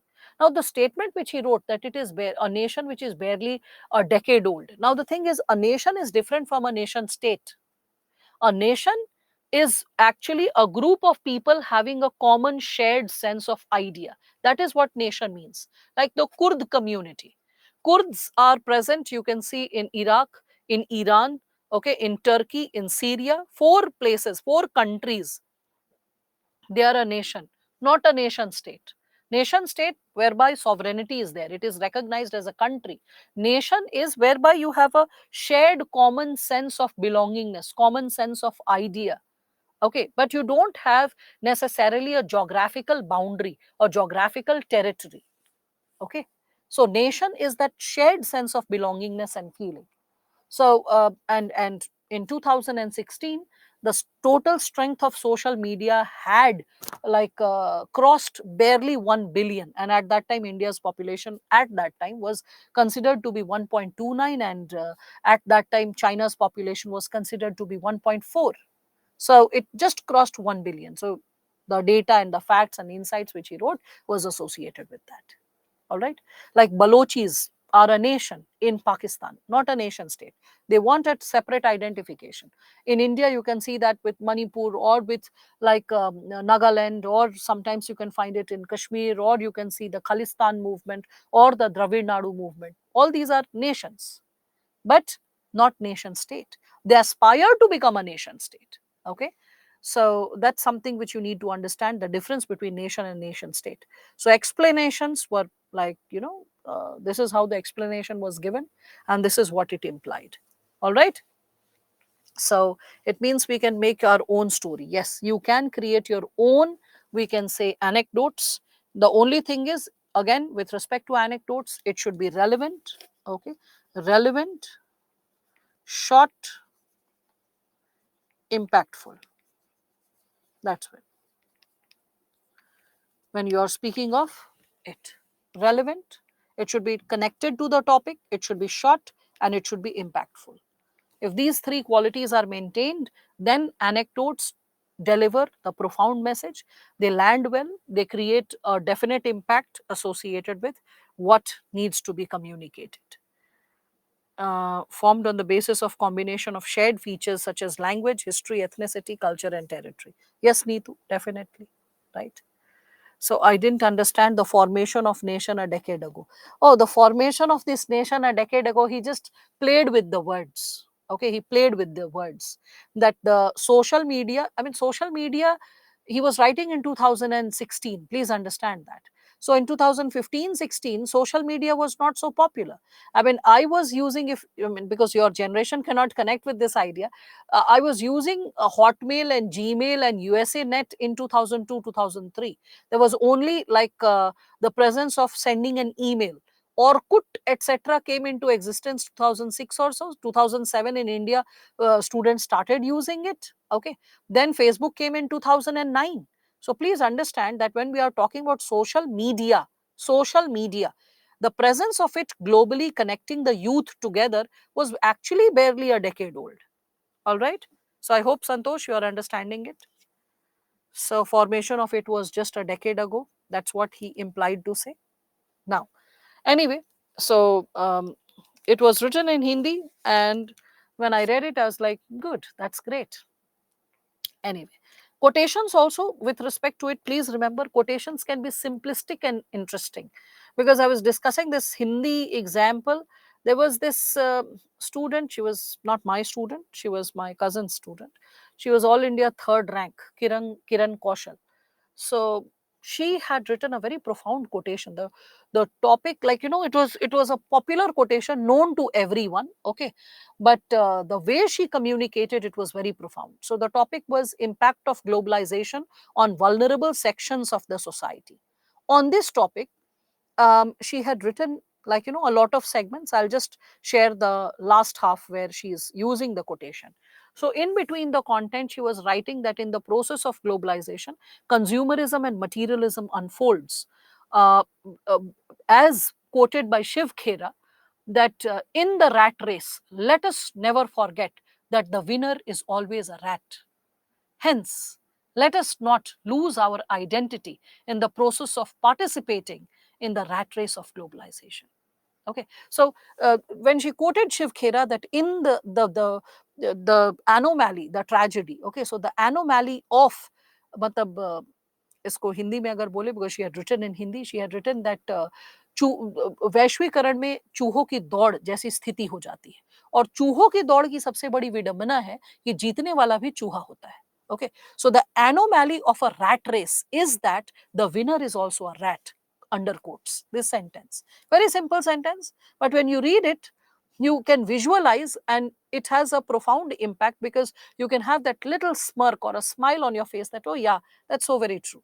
Okay, anyway, then she kept continuing. She opened a lot of segments, and then she wrote that the question arises that in the process of making the, like, reaping the benefits of globalization, will all segments of society be incorporated?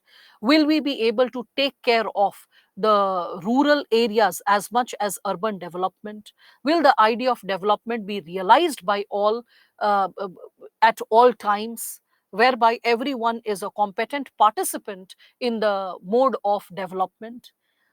After raising all these statements, towards the end, she wrote, if we are able to realize this possibility, whereby every Indian citizen becomes a player, a formidable player, uh, in making the benefit out of globalization and contributing to self development as well as national development, comma, we shall be able to say so with due pride.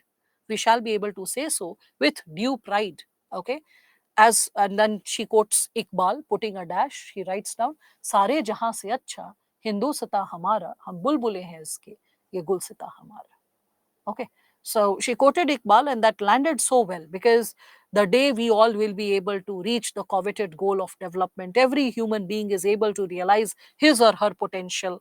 Every human being is able to like, meet his or her potential life chances and contribute to self development as well as national development. We shall be able to say so with due pride. Sare jahan se acha Hindustan hamara. Just see the flow. Right? So quotations, when written in a flow with a logical corollary, they land well. Okay, so Sare Jahan Se Acha Hindustan Hamara, everyone knows. But the way she connected it, it really landed well. It had a very magnanimous impact in terms of how it was communicated. Quotations can be self-created. For that, I have created this possibility. You all can see this. Wait. Not this, not this. Yeah, Srushti Deshmukh. You can see this. Okay, so this one. When we are speaking of this, Srushti Deshmukh, you can see this quotation which she has used. She has created it herself. This is a self-written poetry. So child labor, the topic was child labor, a necessary evil or just plain evil. And she writes, working with tools and teacups, the little hands move every day. For need and for survival, they are ready to walk every day. Some have an ailing sister, while some have a mother. To get home a penny, they get beaten by the other. Under quotes, full stop. Then she is writing a question. Do these kids know they are losing their childhood? Okay, so all of you can see this specific quotation, right? If English students write the Sare Jahan Se Acha, yes, you can write Sare Jahan Se Acha in English, but do provide the translation in bracket. Okay, and for that you need a definite segment of understanding, right? So, ma'am, please provide the current PPT. How can I provide the current PPT? Kirutiga, did you join the session late? Because this question coming after an hour and a half of session really leaves me like zapped. So, as you said, I saw an essay, The Destiny of a Nation Shaped in Its Classrooms. The introduction starts with explaining North Korea and South Korea historical educational background and how South Korea's destiny changed via good classroom values. Yes, yes, yes. That also can be created, Sachin, right? I think like Kirutiga, the link has been provided, you can use it. Should I quote in any language can be used as quotation, but translation is a must. That's what I have said, Rashmi. So I won't repeat myself. You can see this. So space for creating your own quotations is also there, right? In conclusion, also she had written this. You can see this. Srushti wrote this conclusion. Their time is for playing and making merry in the woods. Let us join hands to reclaim their golden childhood. Okay, so she's trying to write a quotation by herself, trying to write a self like a created poetry, as all of you can reflect upon it. Okay, now, so with respect to this, just a second. So, with respect to this, when we are discussing about the types of introduction, I hope all of you have gained a clarity regarding definition, quotation, anecdote, right? Then comes the component of, okay, this one is very short. So let me explain this seventh one.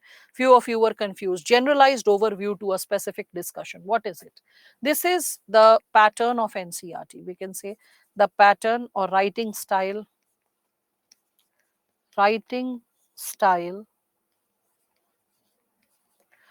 or pattern of NCERT chapters, or you can also say guest articles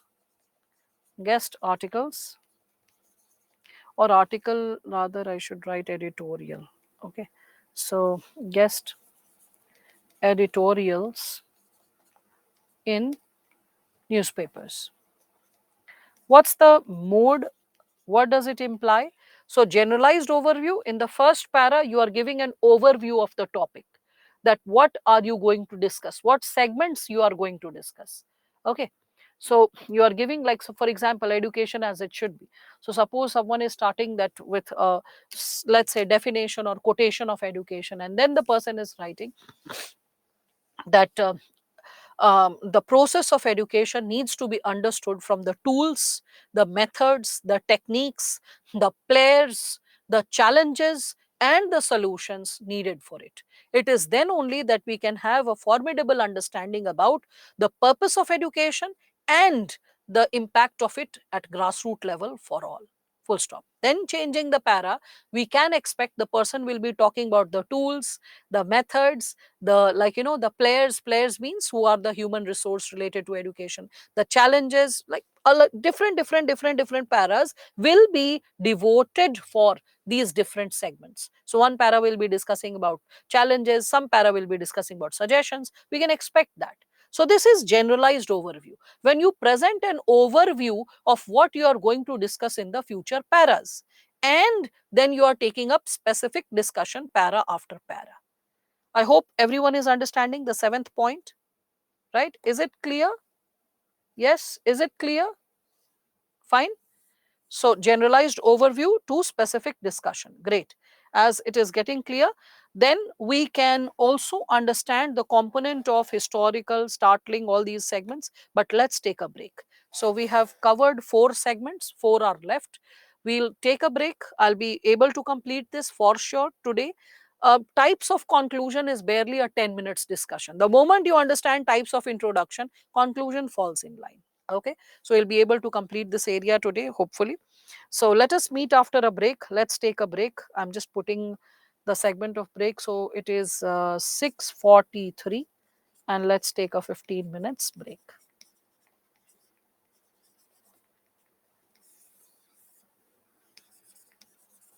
Or rather 6:44. Okay, fine. So I'll explain again after the break, Shivam. Okay, or should I explain it again? No, after the break. Just be in time. Don't join the session late. Raise the question again. I'll repeat myself. All right, thanks.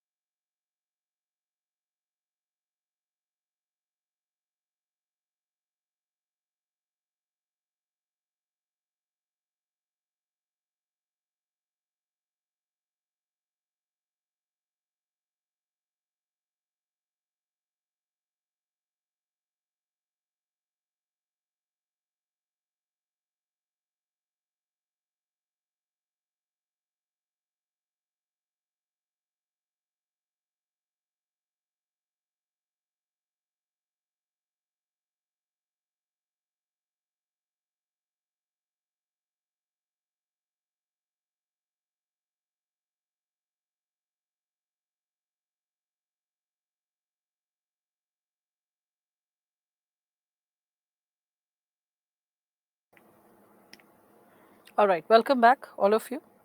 So, we were discussing about the types of introduction, and under the components of types of introduction, I discussed about um, the various possibilities associated with definition and then quotation, and after the quotation then we discussed about anecdote, and after anecdote we also discussed about generalized overview to specific other. So generalized overview to specific other, when we are talking about it, so Shivam, are you there? Just approve so that the question that you asked is like well addressed, you're able to connect. Yeah. So we were discussing about this generalized overview to specific discussion, that is like you provide an overview. I gave you an example also associated with it, that suppose the topic is education, and then when you are writing something like this, that suppose a quotation, an anecdote, whatever you started with, and then after that you start writing that with respect to this given dimension, that education henceforth needs to be understood with respect to its tools, it's the basic infrastructure needed, the manpower required, the various other challenges and logistic issues at ground level, the dynamics of uh, different regions, as well as the interventions made by the government. So the moment you write this and then you are like changing the para, it is expected that you will be elaborating upon these segments. Okay, and after elaborating upon each segment, like in one para you're writing about the challenges, in one para you're writing about like interventions, in one para prior to all the challenges and interventions, suppose you're writing the tools, you're talking about the infrastructure, you're talking about the human power which is like associated with education. All right. So I hope all of you are able to understand that. Okay, Shivam, is it clear now? Right? So you are just presenting an overview what has to be like created in the forthcoming paras. This is the style that is also followed by NCRT chapters, and this is also a style which is sometimes followed by guest editorial articles. They give an overview of the segments they are going to discuss in the forthcoming paras, and then they keep elaborating or substantiating upon the same. Fine. Now, as we are going to substantiate it further ahead. So I hope that's clear. Yeah. Yes. So with respect to this, as we are heading to other segments, so historical facts, what do we imply by the word historical facts? So in historical background, you can like connect with some incident from history, some like situation from history, and you can provide that as an example for the topic that you are discussing. Okay, so in historical background you can create, I would say, segments, or you can create insights pertaining to what is unfolding in the history, and then you can elaborate upon it accordingly. So for example, in historical background, suppose a person is like talking about, there is a topic related to tolerance or secularism or syncretism, and in that a person starts with, like, let's say, Ashoka after the like Kalinga war, when he embraced Buddhism, and how the idea of non-violence impacted him, how profoundly it affected his thought and his choices, and how that is something which gets expressed in, we can see, his we can say, in his messages, the rock edicts, the pillars, the message that he tried to send to other parts of the world with his daughter and with his son. Right. So you can think of this given possibility associated with the dimension of historical background. Again, you can think of this like Sulhe Kul, Sarvadharm Sambhava.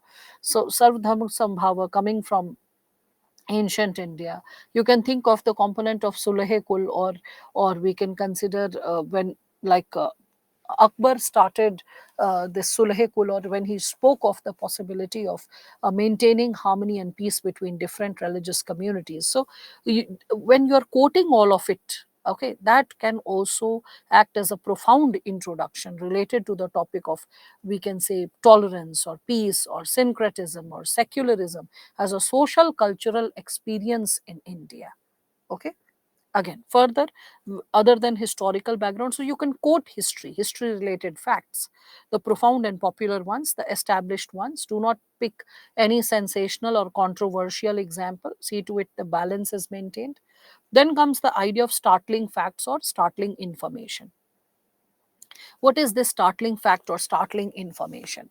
So startling facts are like surprising facts or surprising information. Now, before like moving ahead with startling facts, let me like first show you more examples. So here I have created some steps. So this is associated with the quotation. So quotation should be connected to the central theme. Okay, interpret the quotation, interpret the saying or the maxim or the quotation, provide the interpretation as well, explain very briefly how it is connected to the topic, that specific quotation. Okay, if it is written in a different language, then write the translation of it. All the things which I said has been like consolidated here. So when we are speaking of quotation, quotation adds value to the topic, because it is like, as popularly said, gagar mein sagar bharna, or it is like pouring the world of wisdom in limited set of words. Again, it can be connected with authenticity. It brings in greater authenticity to the content, because you are validating it with the opinion of someone like wise or someone popular, known, holding the world of wisdom, so something like that. Also, it provides a spacing for thinking, for reflection, for bringing in some critical idea. Again, anecdotes, as I have discussed with all of you, so anecdotes should be related to the topic. It should have the ability to convey the message. It should be authentic. Okay, it should be something like that is believable. Okay, it should be crisp, short, as I said, and meaningful. So these are the qualities of anecdote. Now see, this is Nupur Goyal's anecdote. She was rank 11 in 2019. So this is the anecdote that she has written, which all of you can read. So it's written in deep sandy areas of Rajasthan. A man, Mansukh Bhai, is devastated after 2011 earthquake. It took away all he possessed: home, TV, fridge, etc. In scorching heat, there is an urge. Urge means like desire, strong desire is called urge. So there is an urge to drink cold water, but there is no electricity in the desert. Now, what to do? He initially thinks of having the hot water, instead, considering the cold water to be a necessity. But suddenly, he gets concerned about the thirst of thousands of poor who don't have access to electricity or fridge. There. Now, there should be written THERE, not THEIR. So, there. Mitti Cool Fridge is born. Okay, so when we are seeing this given anecdote, why is this anecdote very powerful? Why is that short story very powerful? This is very powerful because, the concern for thousands of poor who don't have access to electricity or fridge, this concern can be connected with the Gandhian approach. The Gandhian approach. Remember, this is the concern which was something which dawned upon Gandhi also in Pretoria. So, like Gandhi, when he was heading from Durban to Pretoria, when he was thrown out on the station of Durban, when he was heading to Pretoria while boarding the train, right? So, Gandhi in South Africa, what happened? He could have thought that this problem, that the racism that I witnessed, it is unique to me. And he could have thought that, let me bring in an action, let me get into an action whereby I'm able to bring about change at grassroots level for the people. Rather than that, he could have thought that I have a law degree, let me file a suit and get the compensation, and let me teach those like people belonging to British origin a lesson. He could have thought it as a personal fight, but rather than thinking it as a personal fight, he took it as a fight which was associated with not his individual fight, whereas a challenge which millions of people must be suffering. So I thought it's a lot of Indians, a lot of Africans are victim of the same problem. Right. So when we are talking about the Gandhian approach, we all need to understand that he was able to not see his crisis as an individual crisis. He was able to see the crisis of millions of others in his own crisis. That's something which you all can connect with, right?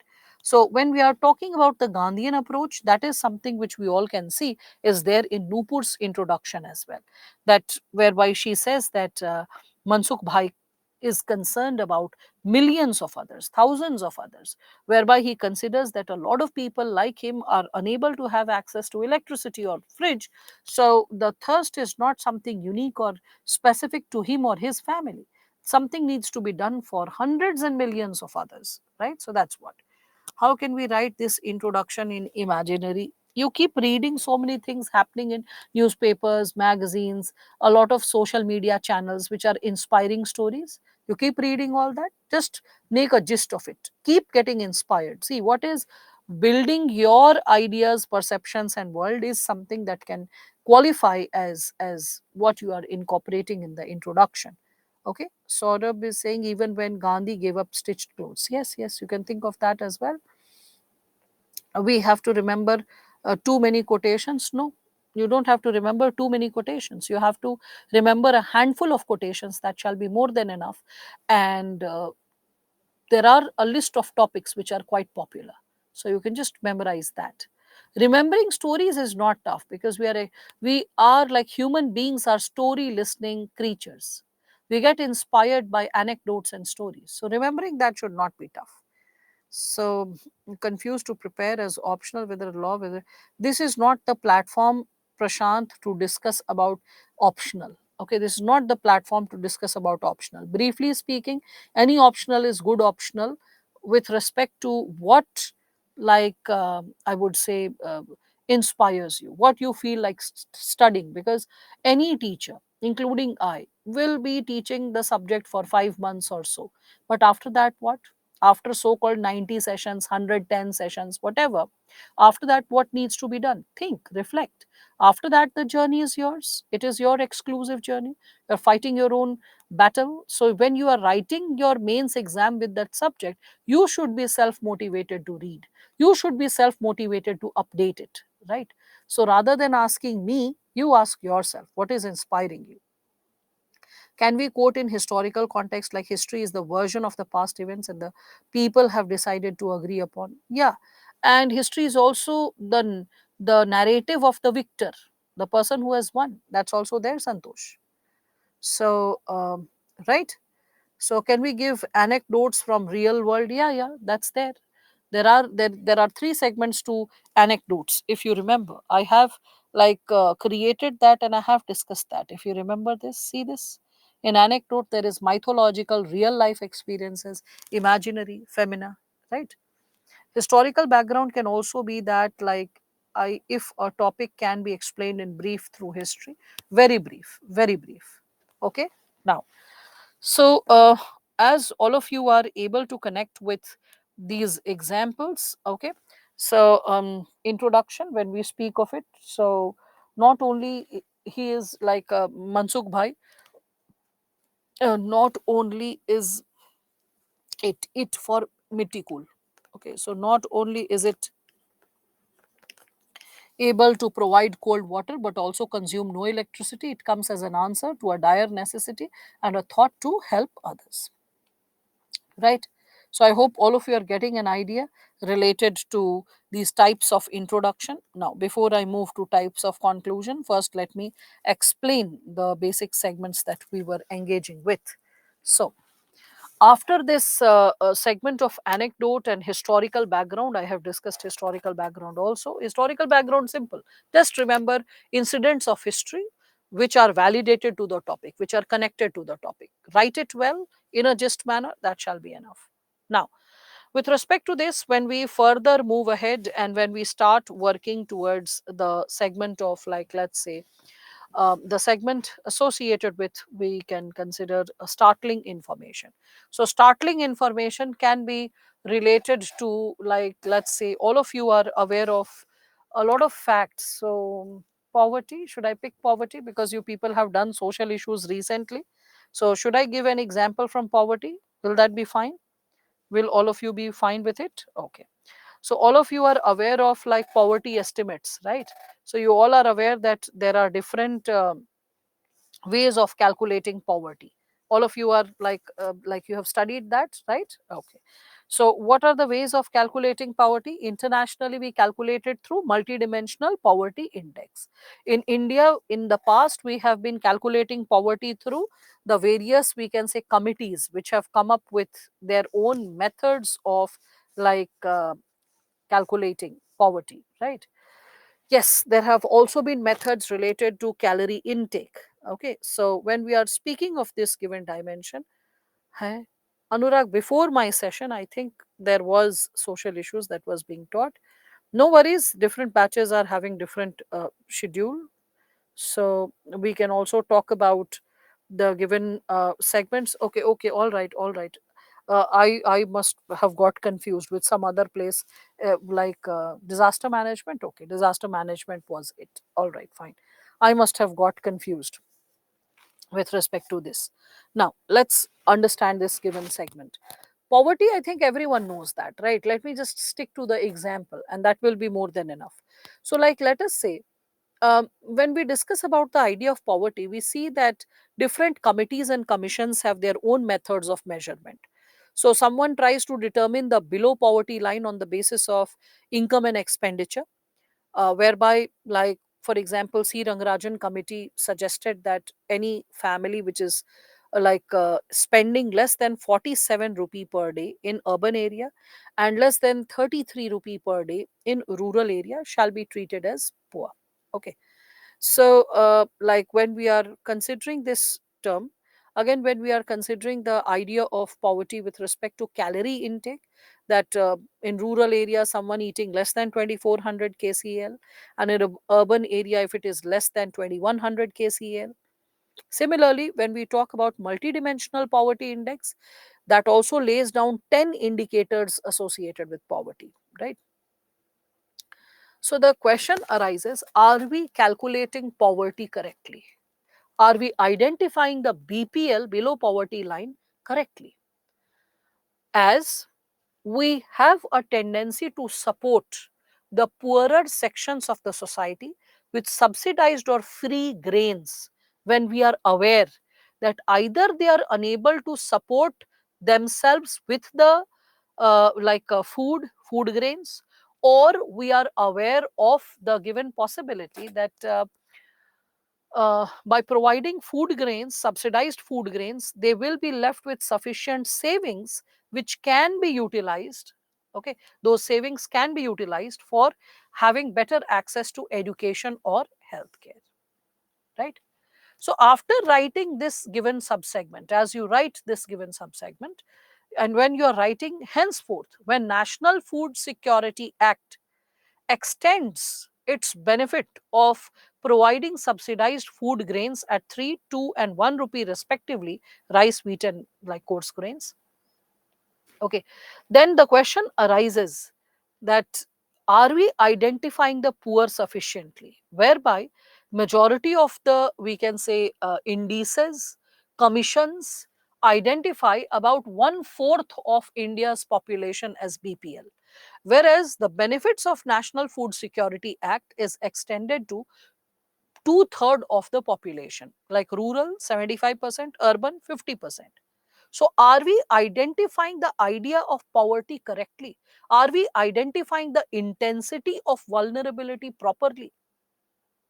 Are you understanding that when we are talking about it? Okay. So, I hope all of you are able to connect with this, right? So when you are okay, why is everyone discussing batch? Didn't I say that stop the discussion of batch and let us focus on starting factor information? So there are two ways of writing the same information. One way is that according to multidimensional poverty index, XYZ number of people have moved out of poverty, and presently about 25% of population is still struggling with poverty. According to C. Rangarajan committee report, so and so number of people. So this is like factual. When you are coming up with factual, either lace it up with some critical analysis. Okay. And if you cannot put some critical analysis, see to it that the fact is surprising enough. That when a person is reading, the person is like, oh my God, that's tremendous. Okay. So this is I imply to say is because when you are starting an essay, It should be supremely impactful. A person should read and feel that, oh my God, this was something like thought provoking. This was something like, which was impactful, and which really created a an impact in the way I'm perceiving, interpreting, and understanding the reality. Okay. So I hope all of you are able to connect with this given idea associated with startling fact, startling or surprising fact. It can be associated with anything. Like, in 2013, after the statistical estimates that were given out for population, a lot of demographers claimed that India has already surpassed the population of China and has become the most populous country in the world. It's just that we need to declare it officially at any given point of time. And we took almost a decade to declare that India is the most populous country. And why that statement was given by demographers? Now you'll be like, hey, a decade back in 2013, demographers said that we have crossed the population of China and we are the most populous country. Why? How? You must be curious. The fact is that they said that barely 79% of death, sorry, 71% of death, barely 71% of death has been registered, and 89% of birth have been registered. So when all the birth and all the death is not getting registered, that means if all the death and birth would have been registered, the figures would have been differed. And then they did a mathematical calculation, and on the basis of mathematical calculation, they arrived at this opinion that the population has already surpassed. Okay. You talked like Nobita. Yes, I actually watch a lot of like I would say anime and cartoons. Anime presently, not cartoons. So sometimes I have a tendency to like emulate them. That does happen. I accept that. All right. So economics NCERT on poverty discusses the same way of questioning. Yes, yes, yes, that's why. Very good.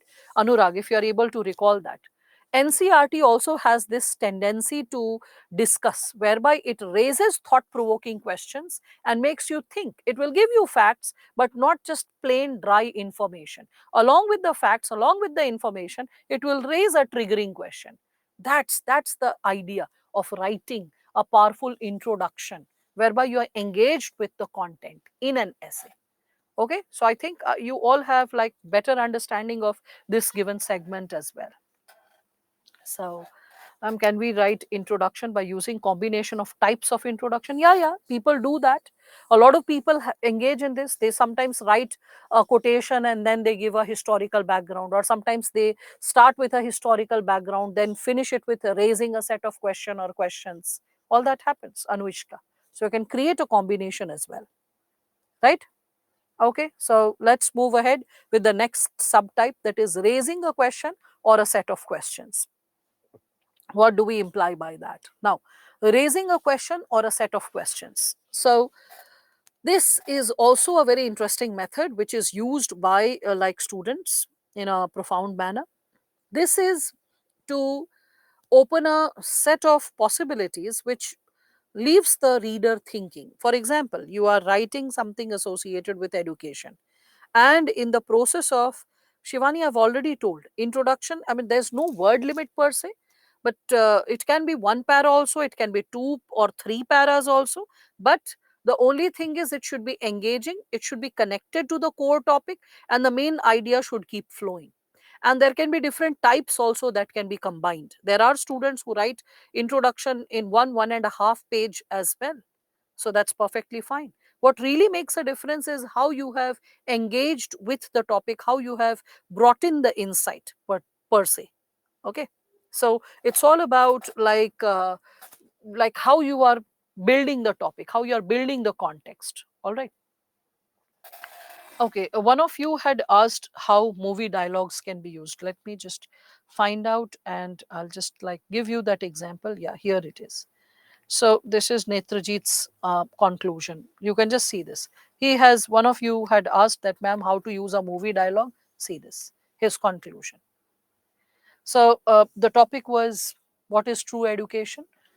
As a practice essay, this was given. So in 2005, this topic was given: what is real education, or what is true education? True education. So he just wrote the essay, and towards the end, you can see how it is written. So it's like, if the intricacies of true education still intrigue us, we may as well heed the poignantly simple message of Rancho, of the movie Three Idiots. Apply yourself where you enjoy the gift of your talent. Do not pursue success. Rather, the pursuit of success will bring success. The pursuit of excellence will bring success come calling to you. You can see this, right? So movie dialogues can also be used, okay, as like we can consider introduction or conclusion, those who were curious how it can be used. Okay, anyway, getting back to what we were dealing with. So with respect to this given area, in terms of raising a question or a set of questions, suppose all right. So, when we are talking about raising a question or set of questions, we should use such dialogues not like "kitne aadmi the." That's common sense, Abhijit, right? I mean, why will you write "kitne aadmi the" for an essay? I mean, I think that's something like, maybe for a fun bone you can consider that. What is written on the left side of the paper? Left side types of introduction is written. Oh, that was remarks, the evaluation. That is what was written on the left side of the paper while evaluating what were the strengths and what were the weaknesses of his essay. Anyway, getting back to the game. So, with respect to raising a question or a set of questions, what needs to be created? So, let's say the topic was education as it should be, right? So, let me create the possibility of raising a question or set of questions. So, for education as it should be, suppose you are starting it with every time one passes by a school bus and notices students littering the streets with chips packets, okay, or like a wafer chips, wafer, and candy wrappers. One feels like asking, are they truly getting educated? Question mark. Every time it is reported that in a bungalow, a poor person has been molested or beaten up, one feels like asking, are educated people living in such mansions? Question mark. Every time we notice people spitting on the streets, rolling down their car windows, expensive, like swanky car windows, one feels like asking, are these people truly educated? So, when you're raising those questions, you are actually communicating that education is not mere literacy, it brings civic sense, it brings a sense of ownership to public spaces, it brings a sense of accountability towards the resources that you are holding. It also brings in a sense of sanitation and keeping like your spaces neat and clean. It also brings compassion and sensitivity towards people who are not as empowered as you. Got it? So you communicated all these ideas through raising set of questions. I hope all of you are getting an idea. Okay? So the idea of raising a question or a set of questions. Can we ask multiple questions? Yes, you can ask multiple questions, because the question will be implicit to the segments you will be responding later in another tone, in other version of engagement, right? Educated people do this. Yes, currently pilot couple in Delhi beaten 10-year-old girl for many days. Yes, yes, yes, all that. So even people throw cigarette butts from their window. Yes, so many other examples which you can think of. But like raising a set of questions. I was giving you the example of Kiran Kaushal. She had used a combination of introduction. There was this introduction in which she had given a historical overview, and then she had started with raising a set of questions. So the topic, as I had shared, it was impact of globalization on vulnerable sections. So she had written that the previous century was the century of colonizers and industrialists, whereas the present century would be the century of third world countries, which are constantly articulating their space and demanding or shaping the idea of human rights. After writing this, then she wrote that the possibility of empowerment of these third world countries, which are constantly seeking their space from the first world countries, is a matter of great curiosity. The world is watching their pace of development. Uh, then it is also creating uncertainty and a new pattern of global politics whereby the shift of power is taking place through different organizations, bodies, and alliances. Full stop. So after writing all this, that globally what all is happening and how previous century was different from present century and how present century is unfolding, after writing all this, then she writes that the question arises that in the process of getting empowered, what price would the third world countries pay? Who will be the players who will play an efficient role to help these countries rise above like the rest? Question mark. Then what are the tools which are needed for sustaining the nature of development? Question mark. Will this process of globalization and development of third world countries be inclusive, or will it be urban centric and centric to the service class? Question mark. Okay, so she raised all these questions, and then after raising the question, she's like, the answer lies in the nature of articulations and efforts we make in present as well as the near future. And then she changes the paragraph, and then she starts talking that how globalization is impacting which sector and what is the effort, which community, what is the effort, which segment, what is the effort. Okay, so I hope you are understanding that raising a question or a set of questions is possible. I gave you the example of education, I gave you the example of globalization. All right, so I hope all of you are understanding this. What's the point of our education if we still throw rubbish on street to be ultimately picked up by an uneducated person? Yes, that's there. In my locality, a couple who are professor in respected institution performed human sacrifice. Oh my God, by executing their own daughter. Oh, that's tremendous. I mean, sacrifice in the communities wheresoever it has been there, it has been a male sacrifice of male animal, and later on, earlier it was male human being. And any form of sacrifice, anyone who is performing, whether male or female, that is nothing but a very regressive mark, and also probably they are not guided well. Not guided well. Anyway, if we weren't able to recall the original letters of quote, should we write it or not? Parveen, if you are unable to recall the original quotation, you can always write as it is popularly said that, and don't put it under quotations. Okay, don't put it under quotation marks, just write it as it is popularly said or as it is popularly communicated. That shall be more than enough. Okay, how these ideas can be developed: exhaustive reading, reflection, and revision. None party is going to help because the third world countries, okay, we are not discussing a topic. We are right now, Prashant, not discussing a topic. We are not talking about IR or globalization or impact on vulnerable sections. So we are not talking about a topic. We are talking about expression. How people have a tendency to express, use these methods in essay. I hope that's clear. So can question on superstition be asked? No, that will be too kiddish. That's something meant for some other, we can say, level of exam. UPSC gives some more profound possibility. The angle of superstition can be opened in an answer if there is a question related to, like, let's say, religion, or if not religion, rationality, reasoning, customs. There you can just put this angle that when reasoning is lost, how custom slips into superstition. Then you can discuss. But exclusively a question on superstition, no, that's not there. Okay. Can I give this example? Which example? Oh, that one. That will be too gory and too unnecessary, right? Until unless the question doesn't demand, do not get into this.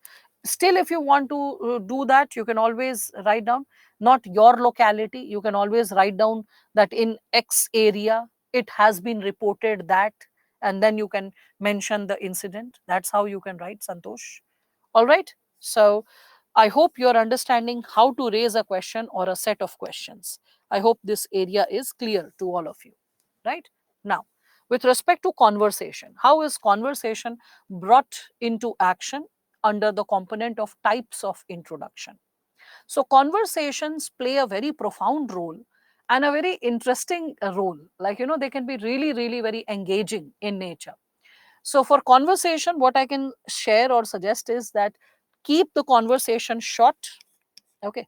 So, keep the conversation short, simple, believable or realistic, and relevant to the topic. Let it not be a conversation you are writing because you find it funny or you find it like interesting or amazing. It should be relevant to the topic as well. Now, like let us say Shruti wrote an introduction on child labor, right? So suppose you have to write a introduction on child labor and you want to start it with conversation.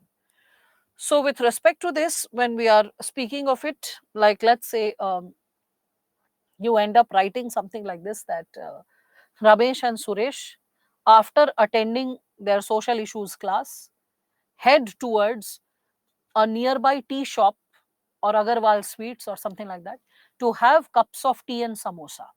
Full stop. Now, this is a believable situation. You can imagine, yes, two boys after attending their class, they are going to have cups of tea and samosa. Okay, so after writing this, full stop, then you are writing Ramesh. And suppose he is writing after Ramesh, colon, and then Ramesh speaks. Okay, so Ramesh, colon, and then you're writing, buddy, I don't think the problem of child labor can ever be eliminated. Okay, full stop. Though our teacher was sharing the new laws and interventions meant for child labor, but till the time these police walas are involved, I don't see the scope of this problem ever getting rooted out or ever getting weeded out. Full stop. Okay, generally people talk like that. यार दोस्त, I don't see this problem getting away, police वाला जो है मिले हुए हैं. People talk like that, right? So this is a believable conversation. The words that you have written are like not totally informal, and the way it has been expressed, it is very natural. The flow is very natural. Then Suresh, after putting the colon Suresh, he says, oh yes, there are problems or lacunas in the system, yet the day till you and I, or I and you would be a better expression because here the problem is there. So the day till I and you keep asking for more cups of tea and more chutney for our samosa from our very own Chotu, and Chotu is kept under quotation, from our very own Chotu, I believe child labor can never be eliminated. Full stop. Quotation closed. Now you have left the reader thinking that the problem of child labor is not only due to lack of proper implementation of laws, okay, but also because of social acceptance. People let child labor unfold in front of them. They accept it as a way of life. They accept it because they feel what will happen to the child if the child is not truly empowered. So, with that kind of thought process, when people are empowered, when the debate and discussion carries forward, we all can connect it with this given area. Is everyone understanding this? Um, huh? Parveen, what are you talking about? Cups? Till the time was like a pause that I took. Okay, till the time we keep asking for cups of tea. This is what I implied to say. Okay, you must have seen that every time I'm framing the sentence, I take a pause and I say so it was not for the article that common sense should always be used. Because what will you do if the interview board is raising a question and someone is articulating a statement, and in the process you are left thinking that, oh, the sentence formation was little improper, it was grammatically not so correct. That will create a diversion. Focus on what is being communicated if you are unable to catch hold of the lingo and the flow. All right, now, so fine. So all of you are able to understand that. Yeah, police, the moment you write police walas, that's fine, Shamil, because I told you it has to sound like a conversation. I'll tell you what happened. Once, one of the students, she wrote a topic related to women empowerment. And in the process of conversation, because she was too interested in this style of writing introduction, so in the process of conversation, she wrote this kind of introduction that the father and daughter are conversing over the issue of women empowerment and why it is necessary for a girl child to continue with higher education. Initially, the father wanted the girl child to get married at a younger age, but the daughter resisted it. Then she just wrote, I mean, maybe I'm using even a better explanation, but still, you all need to understand. So, daughter, colon, and then, my dear father, I really don't want to get married early, because if I get educated, I will be able to get a career, I will be able to imagine a better future, contribute in national development, and also it will help me to grow as a better person. Full stop. Then father, colon, my dear daughter, you opened my eyes. This is so very important for you to get educated. Can you understand that? Is it sounding realistic? How many like children talk like this to their father? My dear father, and father saying, my dear daughter. And within one statement, my eyes are opened. Can you understand that? So, for maintaining that realism, you don't need to slip into informal language or use cuss words, slangs, gali galoj nahi karna hai, informal language nahi use karna hai. You have always have to maintain that. Okay. But in the process, you can write words like buddy. Okay, because this is how people talk. In Hindi, you can see people saying, "Arey yaar, dost, kya chal raha hai?"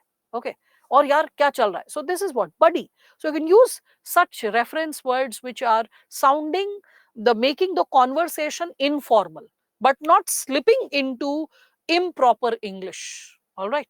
So that's what. Yes, yes, you can use such possibilities also. I'll give you one more. Okay, I will give you one more example. So, as we were discussing about this mode of example conversation, what happened was that it was a mains batch. So, in that batch, there was a student. He is presently an IPS officer posted in East Delhi. Few months back only, he caught hold of a racket related to child labor. And because child labor, so I was reminded of it. So child labor racket, he, like, he was able to save more than 128 children or so. It was a massive racket anyway. So this boy, his title is Meena. So what Meena did was that in one of the mains classes, he said that, ma'am, I'm feeling so scared with this conversation, how to write it. So I was like, okay, let us practice. So what I did was immediately, to the entire class, it was a small batch, more like a super 30 for mains, like that. So I told the batch that, okay, let all of us like focus, let all of us sit down and reflect upon the possibility of what is the let us consider most important dimension which can be asked. So I zeroed down few topics. One of them was development, and I said, let us try to write an introduction on the topic of development. So everyone tried to write. Interestingly, this fellow was initially most scared and came up with the best solution. Okay. So he wrote a very beautiful introduction to the topic of development. I'll just narrate it. So he wrote, grandpa and grandma were having cups of tea and discussing over morning newspaper. Now you can visualize this situation, that they are like sitting, they are having cups of tea and they are discussing over morning newspaper. So now grandpa, wow, look at the pace of development that our country is making. There are so many new flyovers, malls, 6-lane corridors getting constructed. Okay, exclamation mark. Grandma, then colon, my naive sweetheart, exclamation mark. Naive sweetheart, dhat pagle, dhat buddhu, like that. Okay. So my naive sweetheart, exclamation mark. According to me, real development is not just 4-lane corridors or malls. It would have occurred if our neighbor Radha would have been able to go to college without anyone escorting her, comma, her brother would have got a job without bribing or greasing the palms of different officials in different departments, comma, and you and I could go for a pilgrimage without any fear of being looted or exploited. Full stop. So the definition of, like, development is clear here. That development is not mere growth of infrastructure. It also implies security for women, higher education for all, employment opportunities for all, corruption free society, and safety and well being of the senior citizens taken care of at all times. Right? So I hope all of you are able to understand that. Right? So I hope all of you are able to gain this insight related to conversation. Short, simple, realistic, relevant. Fine. The way you tell the stories are really best way to remember the topics. Yeah, that's how you're supposed to connect with the dimensions, right? So that's why I said that towards the beginning, all the people who are getting jittery, oh my God, types of introduction, what to do in this, what to do in that, I said, just thamba. It will take some time. I'll just take some time and explain each and every segment in greater detail, because introduction is the first, I would say, window to your essay for the examiner. By reading the first two pages, the examiner is going to make a mental benchmark. How you know, how much you know, how you are going to perform, what is your nature of articulation, your level of reflection and thinking, what kind of ideas impact upon you. So all of it gets a sneak peek of it is there in the first two pages. So first two pages has to be very profound. I mean, individually introduction might be having just 5% importance, but I would say subconsciously, like indirectly, this area bears almost 1/4 importance, because it's opening the window for the examiner to the essay that you are going to write. Okay, so that is something which all of you can understand. All right, and you can accordingly manipulate your own examples for that matter. So this is a what is it, okay, so Shivani, what have you written? I cannot understand what you have written. It's like comma 87 apostrophe 1 slash plus. Is it some typing error that happened by mistake? Do we really need to write that explanation, what you explain after grandpa grandma conversation? No, I was not giving the explanation. Grandma was giving the explanation. My naive sweetheart करके वो चुप नहीं हो गई, ठीक है? She did not get silenced after that harsh. She continued. Okay, she continued with it. My naive sweetheart, the real development according to me would not be just flyovers or building of infrastructure. It would be, and whatever she spoke, her neighbor Radha, not my neighbor Radha. Okay, her brother, Radha's brother, or the grandparents. So it was not my explanation, it was she. Okay, so okay, you were using Shamel introduction with the help of questions, quotation. Yeah, there's so many ways to write, so many ways. And that's why I'm encouraging you, every time you read an NCRT book or an editorial, see how, don't focus only on the content or only on the facts that are written. Get inspired how it is getting communicated. Get inspired by the language they are using, how they are connecting one para or one idea with the other. Get inspired by the way they are engaging the attention. Get inspired by how they are, like, introducing the information to you. Because when you pay attention to these insights, you are building your essay as well. You don't have to read anything extra for essay.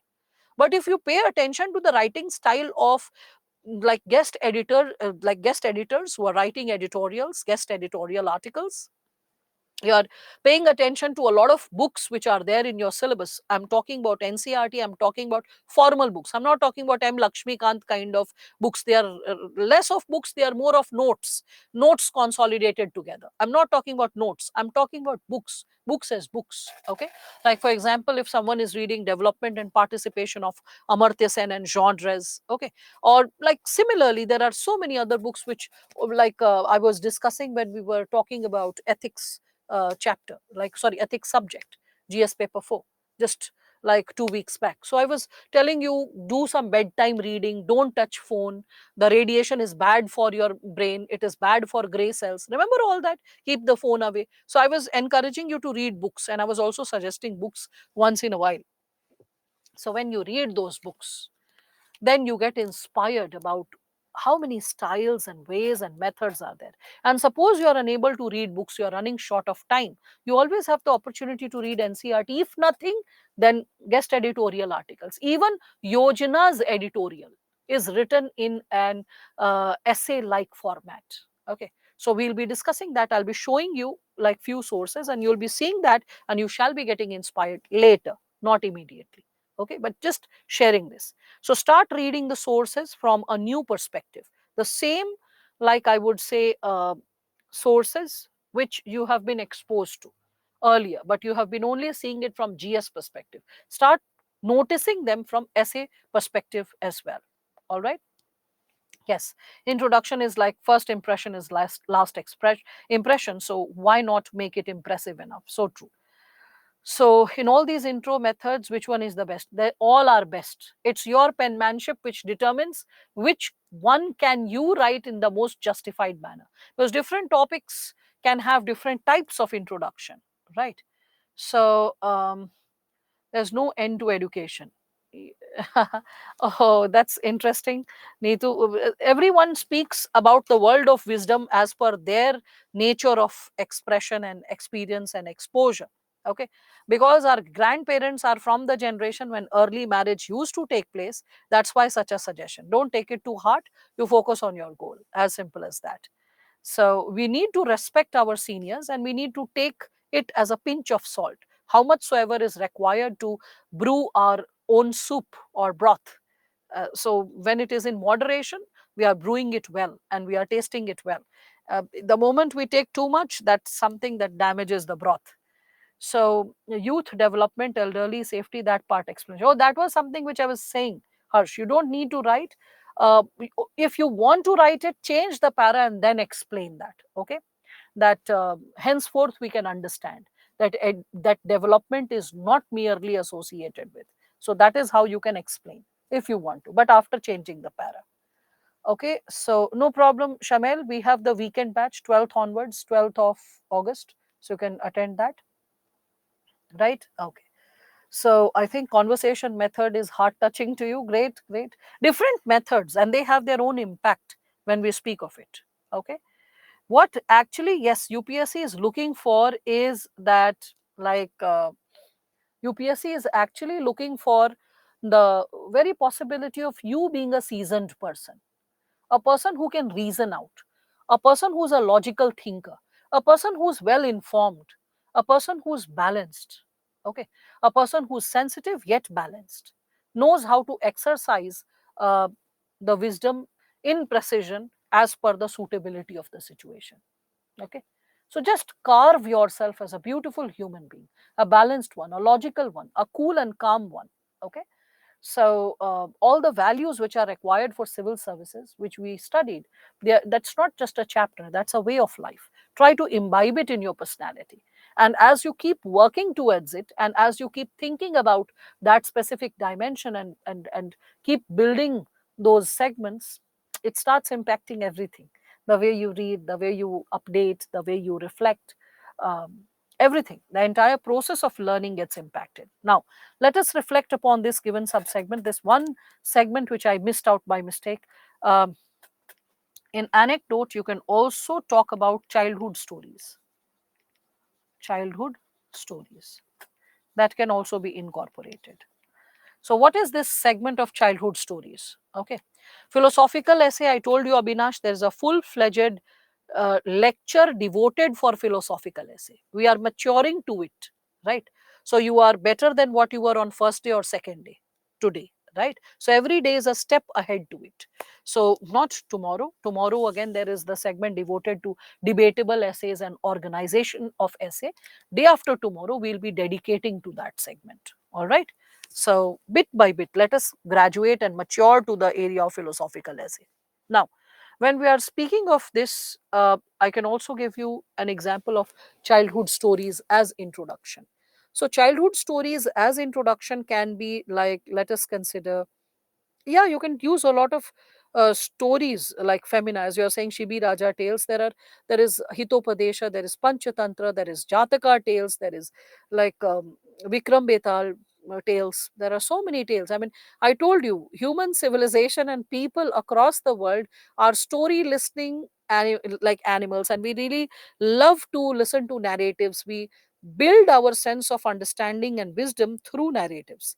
So subconsciously, we all love narratives. That's why movies, OTT platforms, all these are so popular. Why?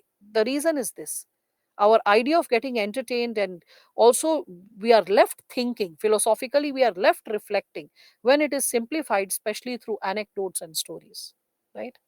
Anyway, getting back, essay is not a story writing. Essay is a glimpse of, maybe a glimpse of an anecdote can be given, but essay is a wholesome reflection of your wisdom related to a topic, what all you know about the topic, all the, like we can say, spherical dimensions of a topic, a 360-degree exploration of the topic. Now, in that I said childhood stories can also act as an introduction. So all of you know the story of the hare and the turtle? Yes, all of you? Yeah, hare and the turtle. So we can recreate it, like for the topic of development. Like, let's say if someone is writing a topic like this, that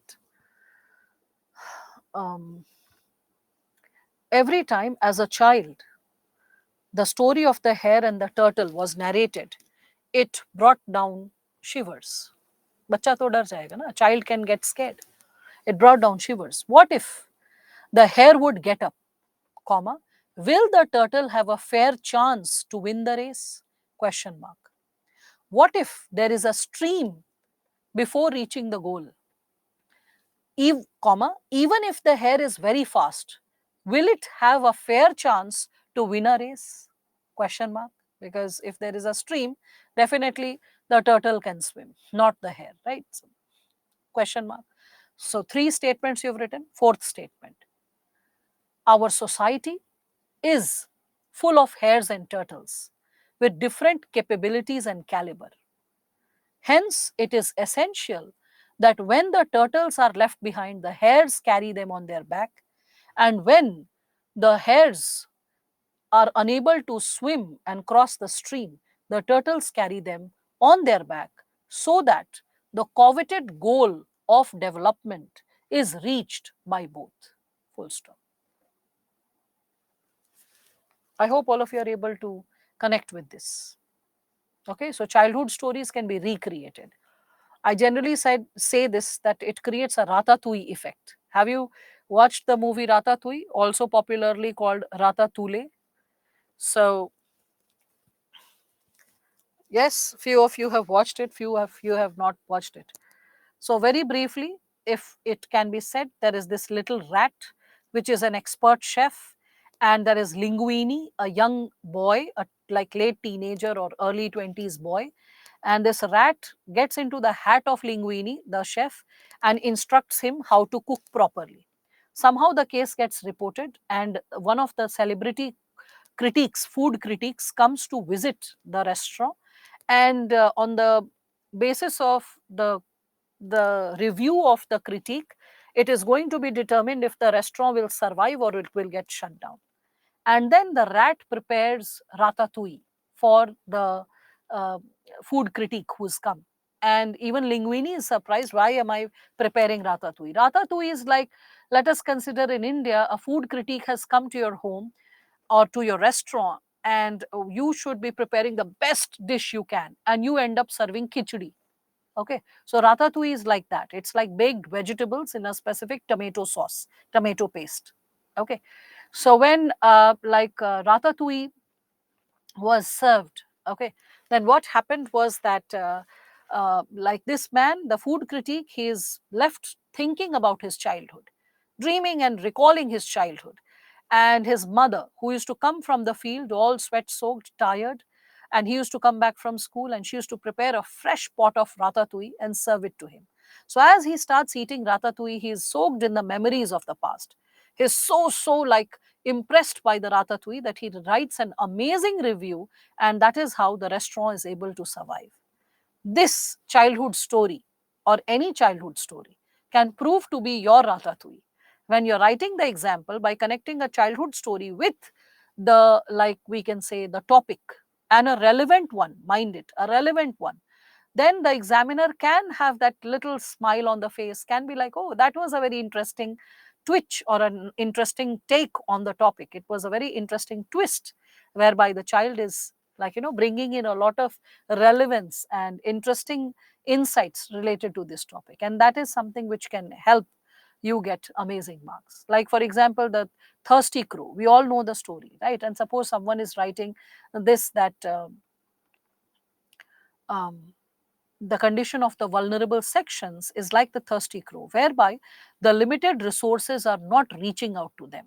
Henceforth, various pebbles of schemes, laws, government interventions by civil society, NGOs, and philanthropic bodies lets the limited resources reach up to the vulnerable sections, who are able to quench their necessity and participate in the mainstream society by flying ahead and participating in the mainstream society. So something like that can always be created. That creative twist can also be created. Basically, I'm focusing more on creativity simultaneously because, you know if everyone is writing on the same topic, how to create a twist without making too much of effort? Like, few of you said, oh ma'am, I can't remember too many quotations. There are other ways to be creative. There are other ways to be thought provoking. Okay, so these are the methods that you can think and you can create. All right, so yes, simplicity is the ultimate sophistication. This question was asked also by UPSC, Ravi, and that's what I am focusing on. All right, so just keep creating. When you are creating interesting and engaging segments, you want to read more, because please remember, the examiner is exposed to similar topics. Everyone is writing on the similar topic. Lifting information from GS is essential. Yes, that's the backbone of essay. And everyone will be writing from GS. Everyone will be lifting similar kind of facts and analysis from GS. So along with that, what else should be there which makes your essay stand out and make it engaging in nature? Okay. There was this student that I had few years back in sociology. So Ashutosh, he got amazing rank also. He was all India under 100. But there was another student at his time only, Gaurav, who used to write better answers. Means the depth, the segments, the dimensions were too many. But with Ashutosh, what I realized, he had power of penmanship. He could write in such an engaging manner that you felt like reading more. First, he got selected as revenue services officer, then an IS officer. So, like, what I realized, even in the, like, toppers meet, when he was discussing it with students, how to go ahead with the preparation, he came up with this possibility of engaging the attention of the students with real life examples from his life. And the way he spoke and the way he created that engagement, everyone was laughing, cheering, clapping, and everyone could connect with what he was saying.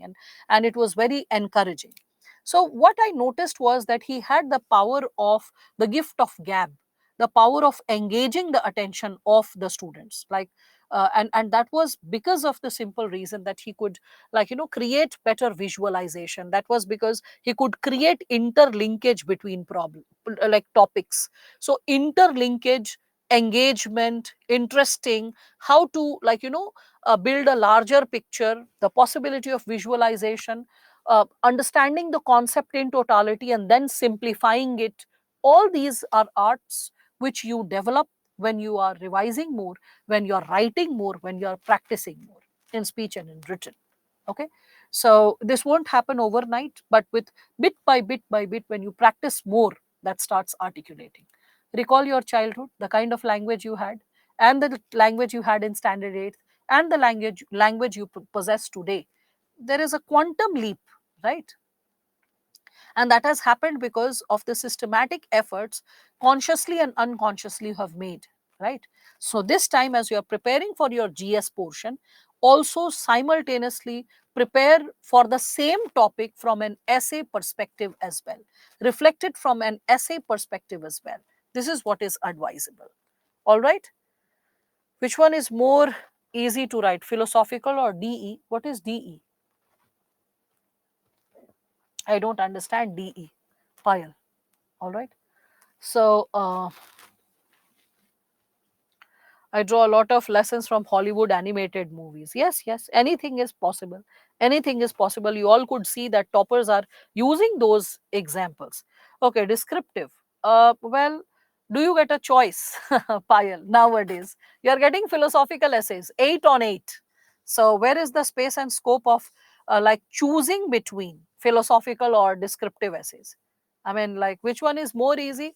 According to me, any day for a beginner student, descriptive essay will be easier because the child can understand the topic. But um, that's not the thing which is asked nowadays in the exam, right? So we have to understand this given dimension. So let us reflect upon the other segment. So conversation also explained, all these segments explained. Let us move ahead.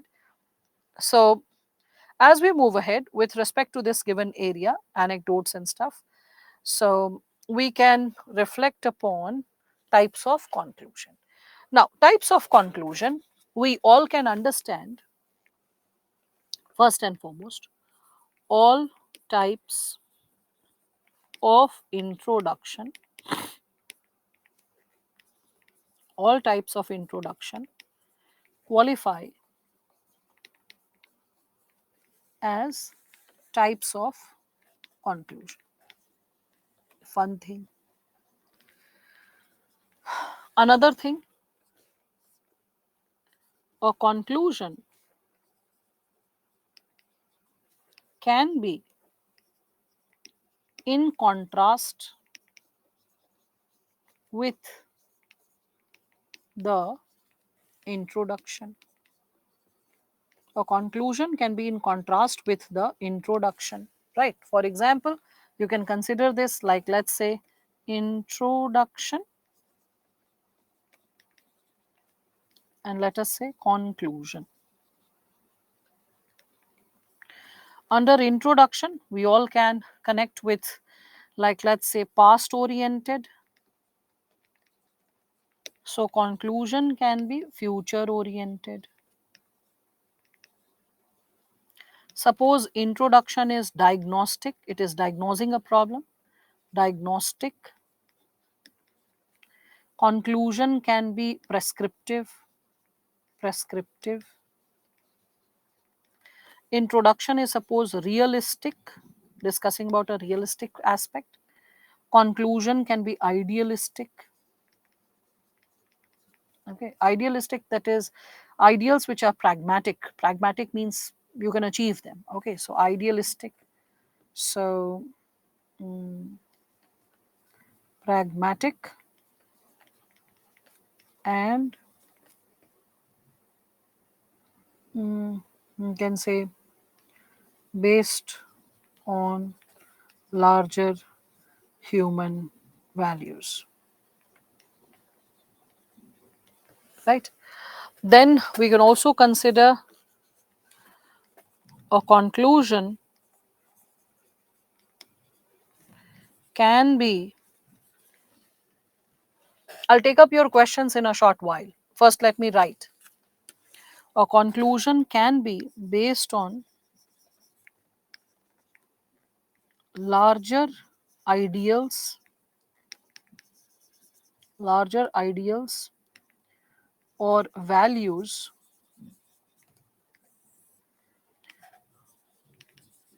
which can be discussed, which can be discussed in suggestions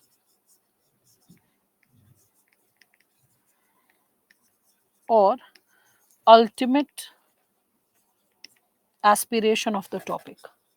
Ultimate aspiration of the topic. All right. Conclusion as a summary of the respective topic. Yes, many people do that also, Abhijit. Like some people have a tendency that they first provide the summary statement. After the like providing the summary statement, they provide like a summary statement means like giving a gist of what all has been discussed so far. After summary statement, then people go for like suggestions, and after suggestions, then people go for concluding remark. That's also a step that people follow. concluding remark. So three paras, last three paras devoted like this, associated with conclusion. That's also something which is there. So can I use my family's accident that caused a lot of yes, that can also be used, but in third person, and you have to be like keeping a, like, balance and emotional balance while writing such incidents. Can we use the example of actors for the dedication? Yes, yes, yes. Any actor, leader who has created a meaningful difference to his career or to the world of art, creativity, science, anything that can be incorporated. The context of dedication and hard work, can I give the short story 2 3 lines? Ronaldo, yes, you can talk about Ronaldo, yes. All right, now, so when we are speaking of this, while writing about vulnerable sections and backward classes, should we also use backward classes? It's a legal term, Akhil. It's a legal term, so you can use it. That is not going to cause a problem. Now, with respect to this, first and foremost, all types of introduction qualify as types of conclusion. Means you can redefine the term. That like for example, you started with the definition of development, then you opened the segments of development, the various communities that can get affected, challenges associated with development, quotients that needs to be achieved, the larger values of development, and then towards the end you write down. Hence, development is not just this which you started with, okay, but also this. So you can redefine, you can add more meaning, more weightage to the definition. You can also end it with quotations, as we were discussing. You saw that Srushti Deshmukh, she like created her own quotation, like she created her own poem. I quoted Kiran Kaushal. She quoted Iqbal when she was writing "Sare Jahan se Acha Hindustanta Hamara." Right. So different individuals, or different, we can say, people are quoting it differently. They are going ahead with different approaches. Right. So that can be possible.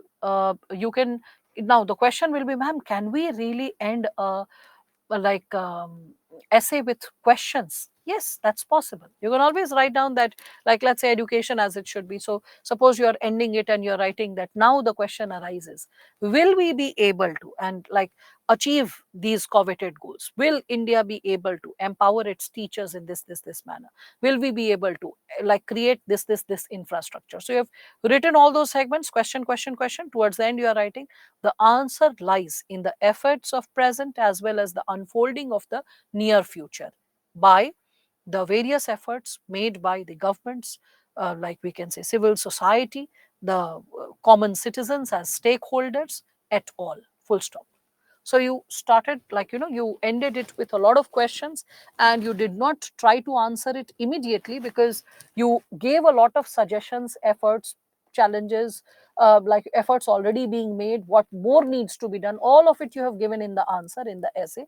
Towards the end, finally what ought to be achieved lies in the future. You put that in context by giving the conclusion and then giving it a closure accordingly, right? Again, with respect to this, when we are talking about it, because Bhavna, as I told you, that not every topper is like the best one with respect to essay writing. Didn't I tell you that when it comes to essay writing, it is a knack, it is a skill, and it needs to be something powerful, creative, matured. The conclusion, as you noticed, that the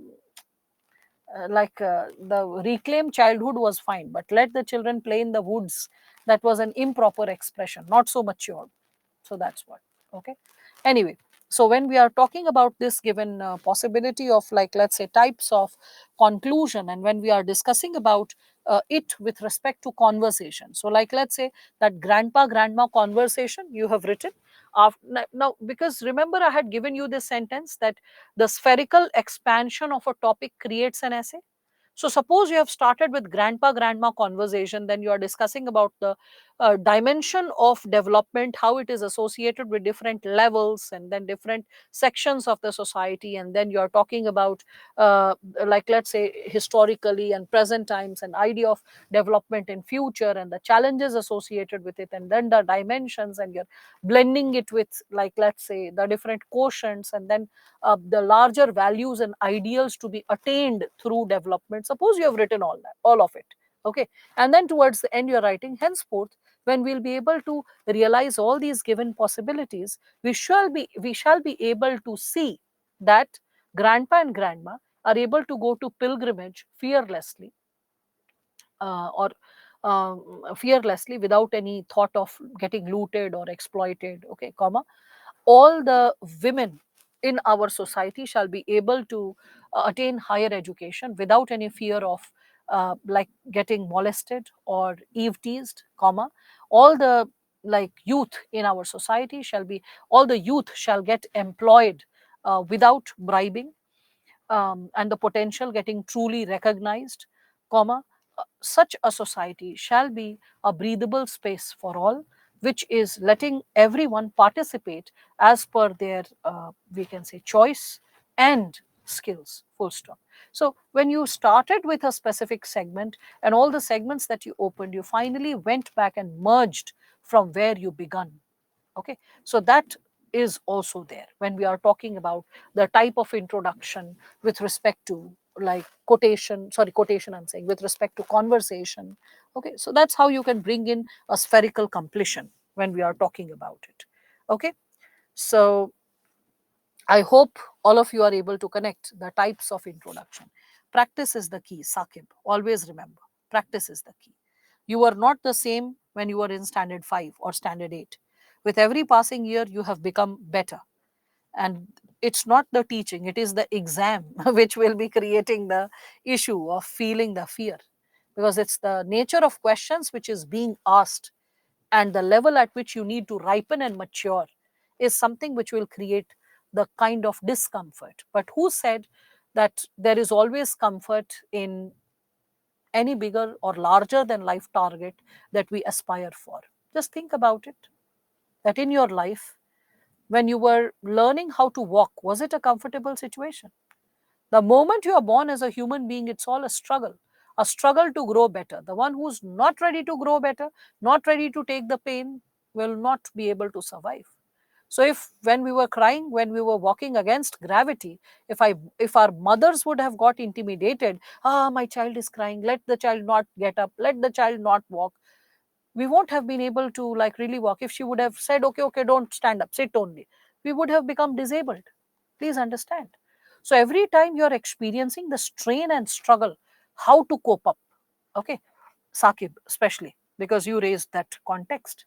So always remember, the possibility of growing is never a comfortable possibility. In standard 10th, the 10th syllabus was overwhelming you. In standard 12th, 12th syllabus was overwhelming you. So why would UPSC look like a cakewalk? It has to overwhelm you, right? Because it is again another very big exam of your life, which is going to determine your career and going to determine a level of maturity that you need to attain before becoming an officer, right? Okay.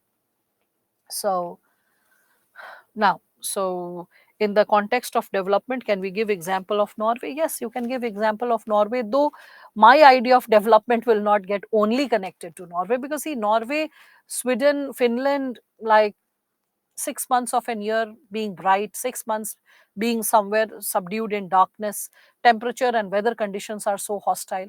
All that impacts human mood, human participation. Are you getting it? If you see ancient times, Oriental societies, China, Japan, India, all these societies were blooming and thriving with civilization. And the reason was nature was supporting the possibility. That was the natural way to like evolve, because when the temperature, the climatic condition, everything is conducive, it also adds to your mood, to your temperament, to like things which are blooming and glowing and growing around you, and all that also influences your sense of creativity. That's why I sometimes get very surprised when I see that from Norway, if someone is into like any kind of dark metal music or any kind of dark music, okay, then I'm like, It's such a beautiful country. There's so much of beauty around. From where are you getting all those dark hell kind of thoughts? Anyway, so in 2000,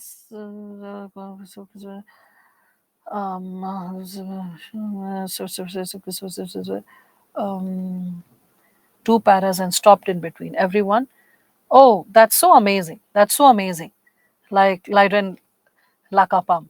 So that's how teachers are supposed to, like, um, with respect to how, like, a student ought to be encouraged. Though, um, and like, these small gestures are the ways how you build students block by block, the possibilities of breakthrough block by block, because the process of education is not merely imparting facts.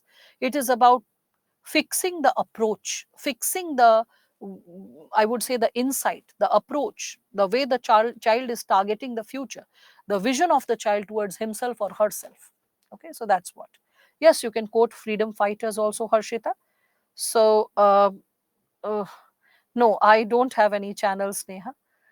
This is the mode of communication in which we are like connected. It's okay to start with old couples discussion, continuing, ending the same discussion. Yes, yes, yes.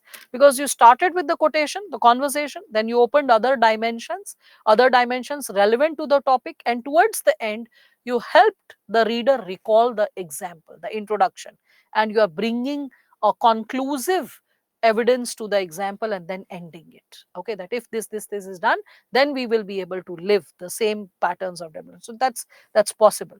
Okay.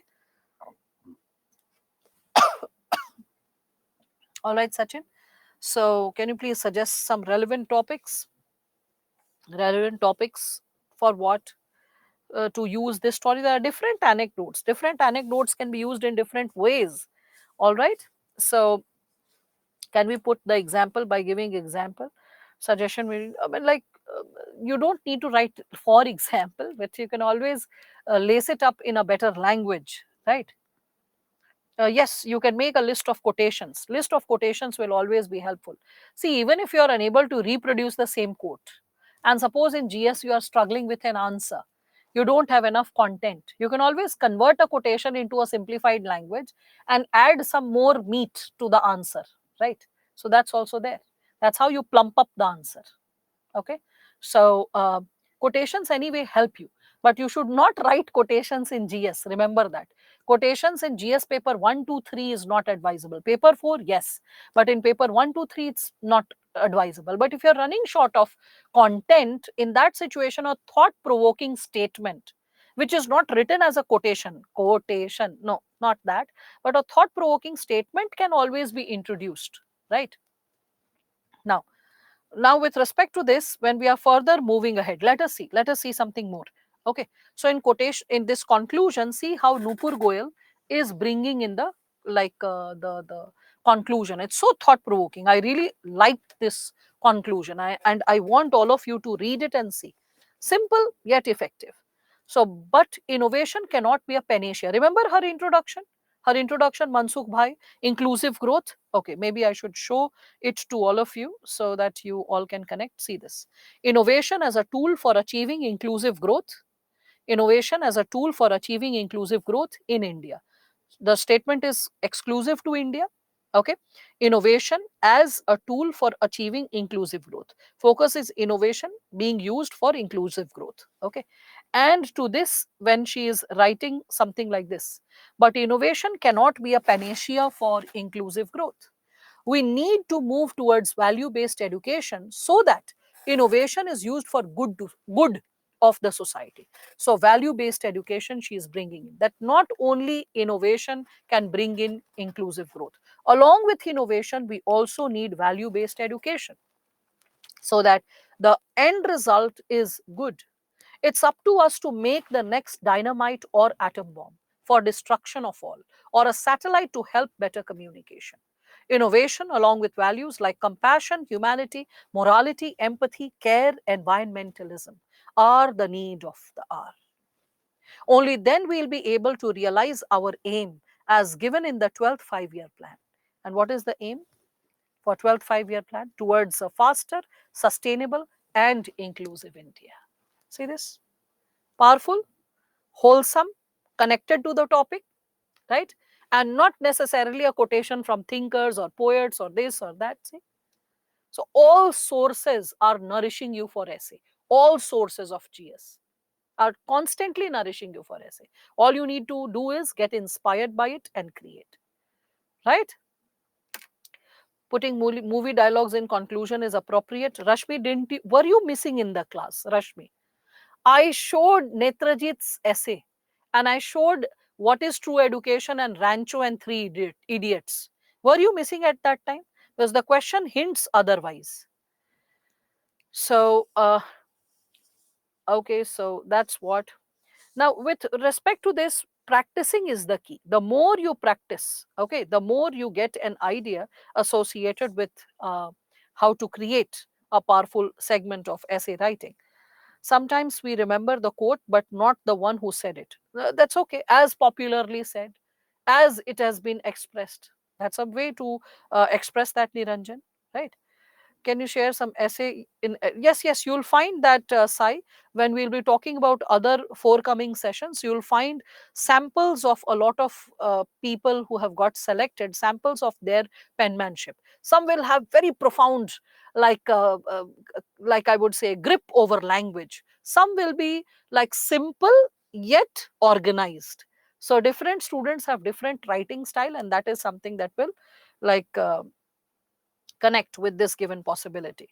Most of them are using terms which I am hearing for the first time. No problem, Shweta. That's how you build upon your language, and that's how you realize that standard 8th level English doesn't work. You have to develop your language which is competent to this graduate level exam, or which is competent to that of a bureaucratic expression, right? Should we learn here how to write essay? I mean, you suggest us to write essay. Is it possible? Offline classroom. When you can all these same methods I explain Payal in an offline session. The only difference is eye to eye contact. Here, what you are doing, whether you are standing in the kitchen or bathroom or bedroom or lying down and listening or sitting and listening, I cannot determine that. Okay, that's the only difference between an online and offline session. Rest from my side, content is the same. It's about a disciplined child being present from the first moment of the lecture to the last moment of the lecture that brings the difference. So I am the same, my methods are the same. Simple. Okay. Thank you for that, Anuishka, that you're enjoying. Now, so because the purpose of learning should be fun. Who says that learning is not fun? Learning is like super fun. Okay. The only thing is we should pour in our heart and be capable to, like, sap out, just like squeeze out the beauty of it. Now, so this I had already shown, like Srushti's this conclusion. Okay. Now, with respect to this, as we further move up, there is something more that we can just get a brief idea associated with this. So I'm asking that, should we put dialogues in conclusion or will it be added before conclusion? Oh, you can put dialogues just before the, like, ending the last sentence, as I showed it with respect to this person. Like, you can see this, iska dekho the topic, like, if you can see this, what is real education? So in what is real education, I have not given the entire essay of Netrajit Nepram. I have just given the first 2 pages and last few pages. That's it. I mean, like, last two and then first two, so that you get a brief idea how people create introductions and conclusion. So in this, what is real education, this specific topic, what is he creating, if you reflect upon the same? Okay. Now, what is your homework? Try to read his essay and find his strength and weakness, just briefly. Okay. So that when I'm discussing the component of organization of essay, you are able to make sense out of it. You are able to, like, connect with this. Okay. Can we underline the important lines? Yes, Shweta, I had discussed that in polishing the essay, 2 minutes in polishing. So all important lines can be underlined. That is possible. Now, here, as we all can see, in his conclusion, you can see that if the intricacies of true education, this one, in when he is discussing it, he's quoted the movie, and after that, towards the end, he's written, for a fulfilling life to live to its worth, come drink from the flourishing fountain of true education, where knowledge, enlightenment, prosperity, and enriching virtues galore. Right? This is, I would say, the ultimate level of language which you people would aspire to achieve. Okay, he had power of penmanship in terms of good command over vocabulary. There are a lot of strengths, a lot of weaknesses. You need to reflect upon that, right? So so I hope you are getting an idea, Rashmi, when you are asking that should we like put the dialogues in the end. So Sare Jahan Se Acha Hindustan Hamara was kept in the end. This one is like little before the end, whereby he's writing his own reflection. This is his own reflection just before, like we can see the quotation that he's giving from a movie. Either way it can be done. All right, I hope that's understandable. Yes, everything is interesting. It is the way you are presenting it. Okay, the way you are organizing and presenting it, that is something that is going to make the difference. Yes, he is able to fit in a lot of words in a page because he is able to write 7 to 8 words in a line. That's the reason. Way of thinking is nourishing day by day. It is thank you so much, Santosh, that it is like a very like nourishing session and all of you are able to understand the possibilities. See, the approach is, as I told you, very microscopic. So in microscopic approach you focus on every single segment. Now if you recall dimensions of essay, I have been so far been able to validate uh, the component of choosing the topic 3 minutes, idea generation 15 minutes, 18 minutes done, capability to choose a topic. Now you are understanding that for choosing a topic, for like choosing sorry, the introduction, conceptualizing the introduction. So when you are tentatively imagining an introduction and only writing keywords, not the entire intro, why will you write it a rough copy and then the fair copy? So when you are only tentatively writing the keywords, first I'll write this, then this segment, then this, then this. So first like recalling all the types of introduction, then asking yourself which is the most suitable, which one which you can recall. Are you able to recall a quotation, or are you able to recall a conversation or a type of question, whatever it is. But when you reflect which one is the best introduction that you are able to think, reflect and recall, okay, that can take something like 3 to 5 minutes. I hope all of you can understand that, 3 to 5 minutes. And in the segment of like a conclusion, as we were discussing about it, I hope all of you are able to see that this segment of conclusion, these 3 segments, which I just hinted to all of you, that when you are thinking of the summary statement, suggestion, and the concluding remark, this can also structuring it, writing the key points can take 3 to 5 minutes, right?